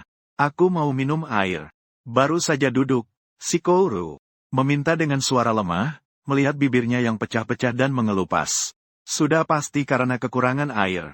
Suyan tidak bisa menahan untuk menghela nafas. Kenapa gadis kecil ini selalu tidak merawat dirinya dengan baik ya? Begitu parah tapi tidak pernah proaktif memberitahu orang lain. Di kamp pelatihan militer selalu disiapkan beberapa air minum dan perlengkapan pertolongan pertama. Untuk mengantisipasi situasi seperti ini, maka Suyan berdiri untuk mengambil kain lap basah garam. Ditambah 2 botol air mineral. Sebelum menyuruh Shikouru minum air, Su Yan memasukkan sedikit garam ke salah satu botol air. Mengaduk hingga merata. Bagaimanapun, bagi orang yang sangat kekurangan air dan mengalami sengatan panas, mengonsumsi garam dalam jumlah yang tepat adalah salah satu cara tercepat. Setelah semuanya siap, dia mulai memberi minuman garam kepada gadis yang sangat kehausan itu.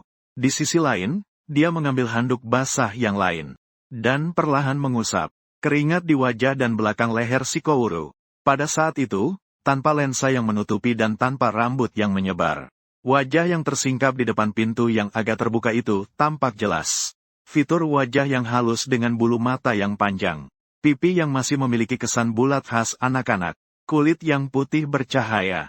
Penampilan ini begitu cantik seperti malaikat yang turun dari langit, memukau. Setidaknya nilai kecantikannya 99 poin bukan masalah. Dan ketika perhatiannya tertuju pada lekuk tubuh yang samar terlihat di balik kaos lawan, Su Yan tak bisa tidak merasa terkejut. Shikouru yang biasanya terlihat kurus dan lemah, ternyata memiliki lekuk tubuh yang begitu bagus. Menyadari bahwa menatap orang seperti ini terasa tidak pantas, maka dia segera kembali fokus pada pekerjaan perawatan di tangannya. Saat ini, Shikouru yang sudah minum air garam tampaknya menjadi lebih sadar banyak. Membuka mata, melihat wajah tampan dari samping yang sangat dekat, wajahnya langsung memerah. "Hei, kamu sudah bangun." Melihat Shikouru sedikit pulih energi, Su Yan merasa lega dalam hati. Dan jelas wajahnya jauh lebih baik daripada tadi. Menandakan caraku cukup berguna. "Kenapa kamu di sini?" Mata Su Yan penuh dengan tanda tanya sambil melihat ke samping. Suara anak laki-laki Shikouru menyimpan sedikit keheranan dan malu setelah paham. Awalnya pingsan dengan pikiran yang bingung. Tidak tahu siapa yang ada di sampingnya. Ternyata yang ada adalah idola sekolah yang duduk satu bangku dengannya. Malunya hampir ingin bersembunyi, mengingat suasana saat dirawat tadi, dan momen di mana leher bajunya tanpa sadar terlihat. Memikirkan hal ini, si Shikouru yang tegang sekaligus bersemangat justru kembali pingsan. Su Yan terlihat bingung. Ada apa ini? Padahal baru saja bangun. Kenapa dia kembali berbaring? Ding! Selamat! Kamu berhasil membantu temanmu keluar dari kesulitan. Kecerdasanmu diakui. Menyelamatkan orang dengan ilmu kedokteran. Sistem memberimu hadiah berupa sebuah buku keterampilan. Buku keterampilan teknik akupuntur tingkat dasar sudah dimasukkan ke gudang sistem. Saat ingin menggunakannya, kamu bisa mengeluarkannya dengan pikiran. Setelah mendengar pesan dari sistem, Su Yan merasa sangat bingung. Sistem memang memberinya hadiah, membuktikan pertolongan tadi efektif. Tapi kenapa Shikouru tiba-tiba pingsan lagi ya? Wajah Shikouru masih terlihat merah. Su Yan merasa akan lebih aman jika membawanya ke dokter sekolah untuk diperiksa. Sayangnya, hadiah ini sekarang tidak begitu berguna. Belajar akupuntur dasar, tapi tidak ada alat. Saat ini benar-benar tidak bisa membantu. Tidak ada cara lain.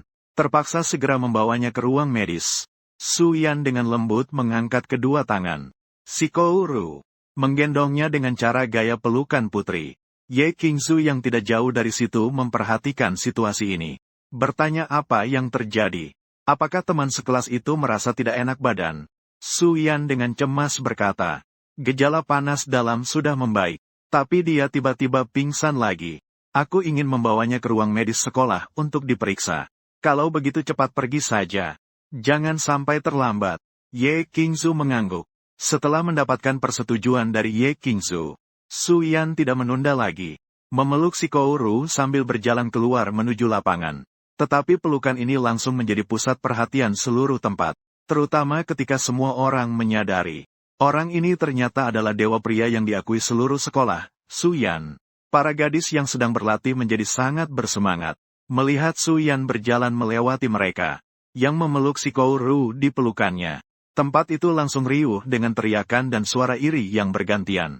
Wah, astaga! Ini kali pertama dalam hidupku melihat pelukan putri yang sesungguhnya. Sungguh manis sekali.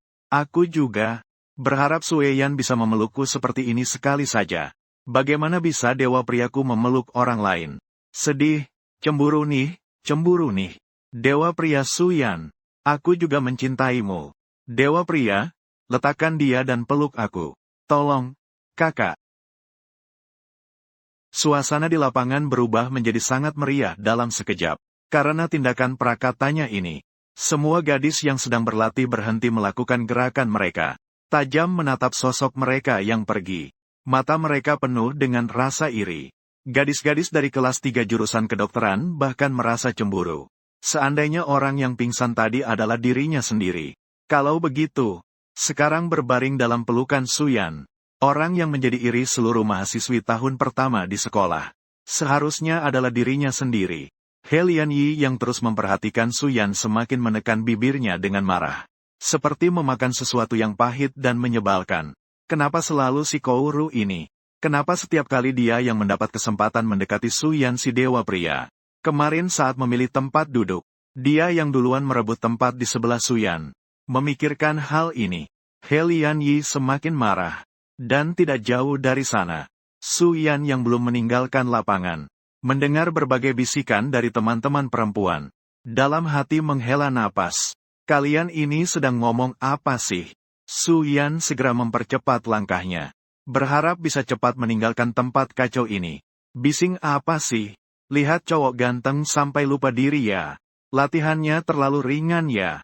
Mau tambah intensitas ga? Para pengajar perempuan langsung bertindak. Dengan tegas meminta siswa memulai ulang latihan. Melihat sosok Suyan benar-benar hilang di gerbang sekolah. Para siswi akhirnya dengan terpaksa menoleh dan melanjutkan tugas latihan militer mereka. Hanya saja saat menoleh itu, keluhan para siswi pun terdengar semakin keras. Tingkat kesulitan latihan kembali naik sedikit. Setelah beberapa saat, keributan yang dipicu oleh Suyan menggendong si Kouru mulai mereda perlahan. Semuanya kembali ke keadaan latihan militer yang normal. Saat itu para instruktur wanita mulai membicarakannya secara pribadi. Sungguh, siapa sebenarnya laki-laki itu tadi? Begitu menarik. Tak kusangka satu gendongan putri bisa membuat gadis-gadis kecil begitu bersemangat. Aku tahu dia adalah satu-satunya pria di sekolah kita. Dan dia adalah idola di kelas Kingsu. Sungguh hebat. Kemarin dia bahkan tampil menyanyi. Akhirnya seluruh siswi di sekolah datang menonton. Aku kemarin tidak ada. Ketinggalan. Dia sudah menjadi sosok paling terkenal di sekolah. Sudahlah. Mengurus murid sendiri adalah yang terpenting. Tidak bisa dipungkiri. Perdebatan yang muncul dari kejadian ini jauh lebih meriah daripada lomba menyanyi kemarin. Para instruktur wanita yang sebelumnya tidak terlalu mengenal Suyan, sekarang akhirnya menyadari pengaruhnya di sekolah. Lupakan dulu soal itu. Kembali ke Suyan. Saat dia membawa si Kouru meninggalkan lapangan olahraga, dia langsung berlari menuju ruang medis. Bagaimanapun, menyelamatkan orang itu yang penting. Suyan tidak tahu persis apa yang terjadi pada si Kouru. Jadi dia berlari sangat cepat. Mungkin karena gadis itu terlalu kurus dan lemah. Atau karena Suyan entah dari mana mendapatkan daya tahan super. Intinya menurut Suyan, menggendongnya terasa ringan seperti memegang papan busa. Tidak lama kemudian, Suyan sudah membawa si Kouru ke ruang medis sekolah. Saat itu di ruang medis ada seorang tenaga medis berpakaian jas putih. Sedang bekerja. Melihat mereka masuk, mata tenaga medis itu memancarkan keterkejutan. Apa yang terjadi? Cepat letakkan dia di sini. Terima kasih. Suyan buru-buru meletakkan si Kouru. Katanya saat pelatihan militer dia mengalami heat stroke. Saya memberinya beberapa tindakan darurat setelah itu. Gejala heat stroke mereda. Tetapi tiba-tiba pingsan lagi. Mengerti. Kau tunggu di luar dulu ya. Tenaga medis menatap seorang figur terkenal sekolah yang ada di depannya lalu berkata. Kemudian mulai memeriksa. Si Kouru pura-pura mundur ke ruang tunggu ruang medis untuk menunggu. Sekitar beberapa menit kemudian, tenaga medis keluar dari dalam. Dan berkata, gadis ini tidak ada masalah serius. Utamanya pingsan karena fluktuasi emosi yang terlalu besar. Saya sudah menyuntiknya sedikit glukosa. Diperkirakan segera akan sadar. Pingsan karena terlalu bersemangat. Kejadian seperti ini memang baru pertama kali saya lihat. Tapi mengingat si Kouru memang punya sifat pemalu. Jadi tidak sulit untuk dimengerti. Terima kasih dokter. Suyan segera mengucapkan terima kasih. Sama-sama. Kamu bisa masuk dan menemaninya. Sebentar lagi dia seharusnya akan bangun. Aku akan pergi periksa ekeknya sekarang. Setelah berkata begitu, petugas medis langsung sibuk dengan peralatan di samping. Suyan langsung masuk ke ruang perawatan. Terlihat si Kouru di ranjang tidur tertidur dengan nyenyak. bernapas dengan teratur. Setelah memastikan dia baik-baik saja, Su Yan duduk di samping menunggu. Setelah 10 menit, si Kouru diranjang, akhirnya menunjukkan tanda-tanda. Dia mengeluarkan suara lemah, kamu sudah bangun? Su Yan segera mendekat.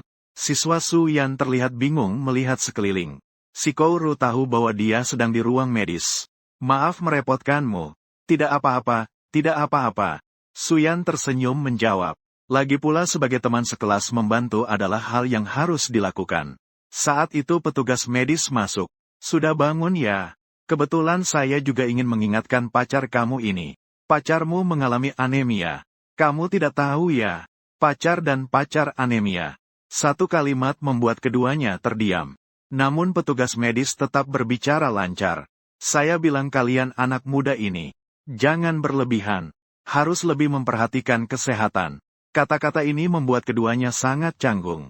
Ternyata ini salah paham. Tidak, guru medis. Anda salah paham. Siswa Su Yan. Bukan pacarku. Si Kouru dengan wajah merah cepat-cepat menjelaskan. Meskipun dalam hati malu, namun juga merasakan sedikit manis. Namun dia tidak berani menatap mata Su Yan. Takut karena disangka sebagai pasangan. Membuatnya tidak senang. Su Yan sebenarnya tidak begitu sensitif. Namun dia juga merasa sangat canggung. Selama bertahun-tahun sendiri, ternyata diingatkan untuk mengontrol diri. Siapapun akan merasa canggung dalam hal ini. Sepertinya orang yang lebih tua lebih berpengalaman. Setelah melihat si Kouru menyangkal, Su Yan segera menambahkan, guru keperawatan, kami memang hanya teman sekelas. Tidak ada maksud lain. Harus membersihkan nama baik teman sekelas perempuan ini. Namun petugas medis tidak bertindak seperti biasanya. Dia tersenyum dan berkata, anak muda memang seperti ini. Tak perlu takut. Lagi pula sudah sebesar ini. Kemudian tidak memberi kesempatan kedua orang itu untuk menjelaskan. Langsung keluar begitu saja. Tak lama kemudian terdengar kalimat lagi. Oh iya, ingatkan pacarmu untuk beristirahat lebih lama di ruang medis. Dia agak anemia. Cari sesuatu yang bisa menguatkan darah untuk dia makan. Setelah bilang itu, benar-benar tidak ada pesanan lagi. Di dalam ruang perawatan ada 2 orang. Kamu lihat aku lihat kamu, perawat ini terlalu langsung ya. Tiba-tiba si Kou seperti wajahnya memerah dan menyembunyikan kepala ke dalam selimut. Sebenarnya sangat malu sekali. Su Yan, kamu sembunyi, aku jadi bagaimana menghadapi ini. Tapi bagaimanapun dia laki-laki. Harus sedikit lebih tebal muka. Tidak peduli dengan ini semua lagi. Malu sebentar saja akan selesai. Lagi pula sekarang tinggal di ruang medis. Untuk sementara tidak perlu pelatihan militer. Rasanya benar-benar sangat enak. Di luar pintu, suster memegang catatan medis Xiaomihu Zikuru. Wajahnya tersenyum lebar. Anak-anak ini masih ingin menyembunyikan dari saya. Jangan kira saya tidak bisa melihatnya. Mata gadis kecil itu penuh dengan cinta. Saya sudah melihatnya dengan mata kepala sendiri. Tapi laki-laki ini sepertinya agak kaku. Gadis itu sudah seperti itu. Dia masih tidak mengerti. Sungguh membuat orang kesal. Pasangan seperti ini. Saya langsung saja menikah di sini. Tidak salah. Suster ini sengaja bilang mereka pacaran. Sebagai orang yang sudah mengalami, bagaimana mungkin dia tidak melihat bahwa mereka sebenarnya bukan hubungan seperti itu. Namun mungkin karena terlalu sering menonton drama idola. Atau mungkin karena sudah lama sendiri. Jadi setiap kali dia melihat pemandangan seperti ini yang lebih indah daripada drama idola, dia tidak bisa menahan diri untuk ingin menjodohkan mereka. Tentu saja menjodohkan juga harus dengan cara dan metode yang tepat. Misalnya kali ini melalui menciptakan sebuah kesalahpahaman. Agar kedua pemuda ini memiliki kesempatan untuk lebih dekat. Bukankah ini semua adalah alur standar dalam drama idola? Semoga gadis kecil ini bisa menangkap kesempatan. Dan berhasil mengejar pria itu. Perawat kakak perempuan tersenyum lebar. Namun harapannya mungkin akan sia-sia. Karena dia sama sekali tidak menyangka. Bahwa si Kouru ternyata bisa malu sampai seperti itu. Jadi kedua orang itu tinggal di kamar hampir setengah jam. Tanpa mengucapkan sepatah kata pun. Su Yan menunduk di samping meja sambil memejamkan mata dan beristirahat. Saat itu, si pemalu. Si Kouru diam-diam mengintip keluar dari selimutnya. 2 mata yang berkilauan memandang Su Yan. Sudut bibir sedikit terangkat. Benar, Dia sedang tersenyum. Karena menurutnya, meskipun Su Yan tertidur, tetap begitu keren dan menawan. Tiba-tiba wajah si Kouru menjadi lebih menderita. Teman sekelas si Yan yang wajahnya merah merona. Dia dengan susah payah membuka mulut. Mendengar suara si Kouru, Su Yan segera membuka mata. Teman sekelas si Kouru, ada apa denganmu? Tapi si Kouru tidak berkata apa-apa. Saat itu Su Yan baru menyadari. Wajah si Kouru memerah parah. Sepertinya ada sesuatu yang ingin diucapkan tapi tak bisa. Mataku si Kouru basah. Suaranya kecil. Hampir tidak terdengar. Aku akan. Itu yang mana ya? Su Yan bingung. Itu maksudnya haid. Si Kouru berkata dengan agak tak berdaya. Saat itu Su Yan baru tersadar. Ternyata kamu lagi datang bulan. Dengan nada santai dan alami. Sungguh menjengkelkan. Tapi kamu bilang kerabat mau menjenguk. Mau aku jemput Su Yan? Kupikir si Kouru tadi baru saja menghubungi keluarga lewat ponsel. Si Kouru. Dia benar-benar ingin menggigit bodoh ini dengan keras. Kok gak bisa dengar kata haid ya? Bukan kerabatku. Ini masa menstruasiku. Setelah ngomong haid, Su Yan mengeluarkan suara, oh, panjang. Menandakan dia mengerti. Si Kouru menatap Su Yan. Dengan terpaksa berkata, iya, aku sedang haid. Tapi aku tidak membawa pembalut. Baiklah. Su Yan mengerti. Tidak heran si Kouru mengalami gejala anemia. Ternyata memang sedang haid ya. Kalau begitu aku akan membelikan untukmu. Su Yan mengumpulkan keberanian untuk mengatakan kalimat ini.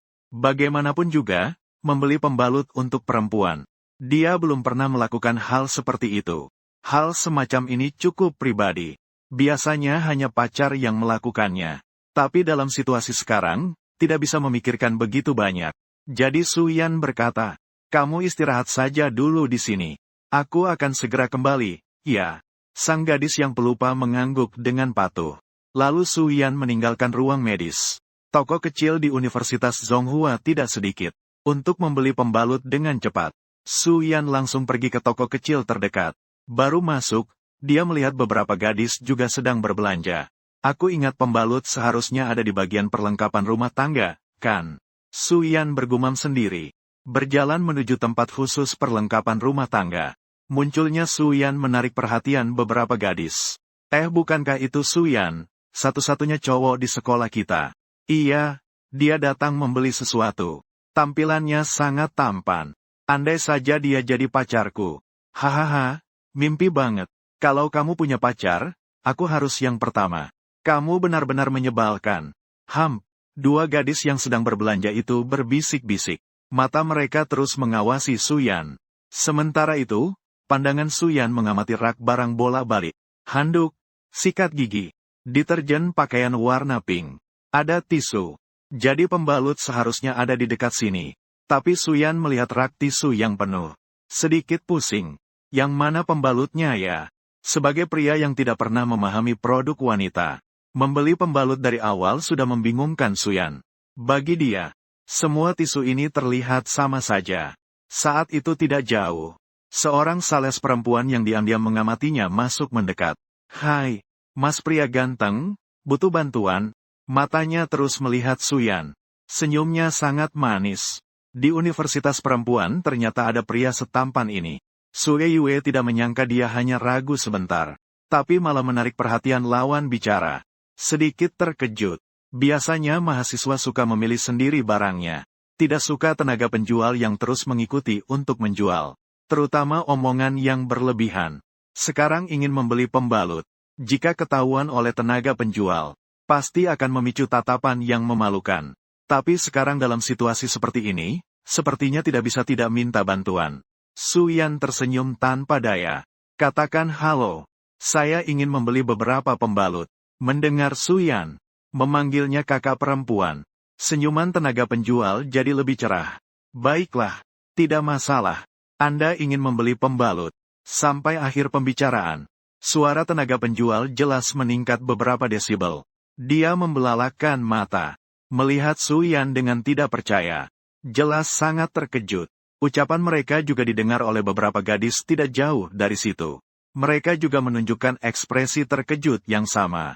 Seorang cowok ternyata ingin membeli pembalut. Biasanya bukan orang aneh. Itu dibeli untuk pacarnya sendiri. Tapi Suan Yan yang cerah dan tampan seperti ini. Belajar juga sangat baik. Pasti bukan tipe orang aneh kan? Dia sendiri juga tidak menggunakan barang-barang itu. Artinya mungkin dia membeli untuk seorang gadis. Mungkin pacarnya. Beberapa gadis langsung merasa hancur hatinya. Tidak mungkin benar. Suan Yan pasti sudah punya pacar. Aku patah hati. Tepatnya, aku bahkan belum mulai pacaran. Hatiku hancur. Cowok keren memang sangat populer. Siapa pacarnya?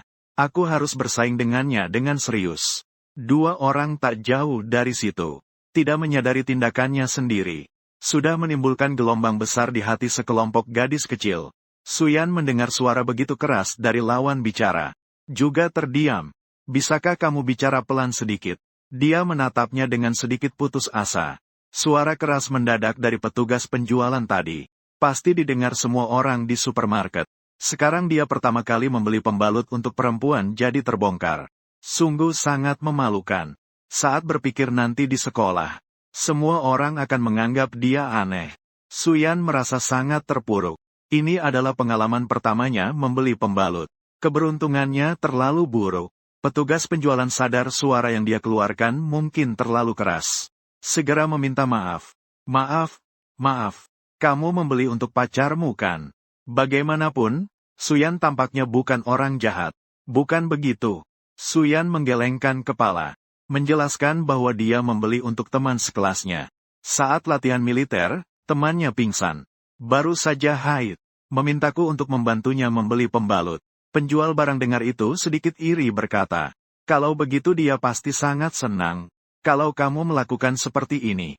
Kalau ada seseorang yang sangat tampan, masih mau membelikannya untukmu. Dia pasti sangat senang. Suyan tersenyum. Tidak terlalu ingin melanjutkan topik ini. Tolong ambilkan satu bungkus pembalut untukku. Temanku masih menunggu. Baik, penjual mengangguk. Lalu bertanya merek mana yang kamu inginkan. Suyan terkejut. Dia tahu merek apa yang bagus. Teman Xiaomi Hu juga tidak menyebutkan merek spesifik. Jadi dia berpikir sebentar. Dia bilang pilih yang terbaik. Yang paling nyaman. Penjual yang baik berpikir si Kouru benar-benar membuat orang iri. Bahkan pembalut pun harus dipilih yang terbaik. Cowok yang sepeduli seperti itu. Kenapa bukan miliknya? Pendahuluan. Tidak tahu apa yang dipikirkan penjual. Menerima pembalut yang dia berikan. Langsung menuju area pembayaran. Wah, ternyata kualitas terbaik itu mahal. Kantong kecil seperti ini harganya 200 yuan. Suyan cepat membayar. Lalu cepat-cepat kembali ke ruang medis. Pelayan wanita memandang punggung Suyan yang pergi. Dengan iri mengatakan, aduh kenapa aku gak pernah ada cowok kayak gini yang ngejar aku ya. Bener-bener bikin iri deh. Bro, emang mending jadi pekerja biasa aja sih. Dan seperti yang diperkirakan Suyan, soal dia beli pembalut di toko serba ada. Cepat sekali tersebar di forum sekolah. Sebagai sosok yang terkenal di kampus. Berita tentang Suyan pasti menarik perhatian banyak cewek. Ada buktinya lagi. Postingan itu langsung cepat menyebar di kampus. Tapi reaksi teman-teman beda dari yang dia duga. Dia kira bakal banyak yang salah paham padanya. Tapi kenyataannya, semua malah penasaran. Apakah dia sudah punya pacar? Forum jadi ramai banget. Beneran nggak sih? Idolaku beneran beli pembalut. Aduh, aku belum sempat ngungkapin perasaan. Ternyata sudah diambil cewek lain. Tanya saja kepada yang tampan. Aku takut terlalu biasa. Orang lain tidak menghiraukanku. Haha, aku masih di laboratorium sedang eksperimen. Mendengar kabar ini, hampir membakar tabung reaksi. Aku masih cukup beruntung. Aku tiba-tiba berteriak karena hal ini. Sekarang sedang dihukum berdiri di sudut. Aduh, sangat cemas aku. Aku tidak percaya idola pria tiba-tiba hilang begitu saja. Siapa yang bisa membantuku menyelidiki kebenarannya? Hadiah 300 yuan. Ketika di sekolah sedang heboh-hebohnya. Suyan yang sama sekali tidak tahu apa-apa. Kembali ke ruang medis. Melihat pembalut di tangan. Dia tidak bisa menahan napas panjang. Benar-benar permulaan yang buruk. Tapi sekarang tugas utama masih. Segera memberikan barang-barang ini kepada Nona Shikoru yang bingung. Setelah kembali ke ruang rawat. Dia berkata aku sudah kembali. Suyan kamu sudah kembali. Benar-benar merepotkanmu. Si Kouru yang berbaring di tempat tidur juga menjadi senang. Dia segera duduk tegak, tapi saat melihat noda merah pada spray putih bersih, langsung wajahnya memerah. Situasi ini memang agak canggung. Namun sepertinya pembukaannya tidak terlalu memikirkan hal itu. Dia dengan khawatir bertanya, apakah kamu baik-baik saja? Barangnya sudah dibeli. Tidak perlu terburu-buru lagi. Sambil berkata menyerahkan pembalut kepadanya. Terima kasih. Si Kouru dengan wajah memerah mengulurkan tangan untuk menerima. Di saat itu juga, seorang perawat masuk ke dalam kamar. Dia memegang laporan pemeriksaan, siap untuk menunjukkan kepada pasien. Tetapi ketika dia masuk, setelah melihat situasi saat ini, matanya langsung membelalak. Noda darah di spray. Barang di tangan Su Yan membuat perawat langsung salah paham. Generasi muda sekarang berani sekali. Langsung melakukan hal seperti ini di sini. Meskipun begitu, perawat tetap dengan sungguh-sungguh mengingatkan. Aku bilang kalian berdua masih muda. Jangan terlalu impulsif ya. Tubuhnya sangat lemah. Tidak cocok untuk melakukan aktivitas fisik yang berat. Namun, kedua orang yang disalahpahami tidak mengerti maksudnya. Malah mengira perawat mengatakan untuk tidak ikut latihan sementara waktu. Maka keduanya pun mengangguk setuju. Mengerti. Melihat mereka mengangguk setuju, guru baru saja meninggalkan ruang perawatan, melanjutkan pekerjaan lain. Siswa ini adalah kwitansi pemeriksaanmu. Tolong simpan dengan baik. Sebelum pergi, tidak lupa memberikan beberapa nasihat. Dalam hati mengagumi kedua anak ini. Masa muda memang indah.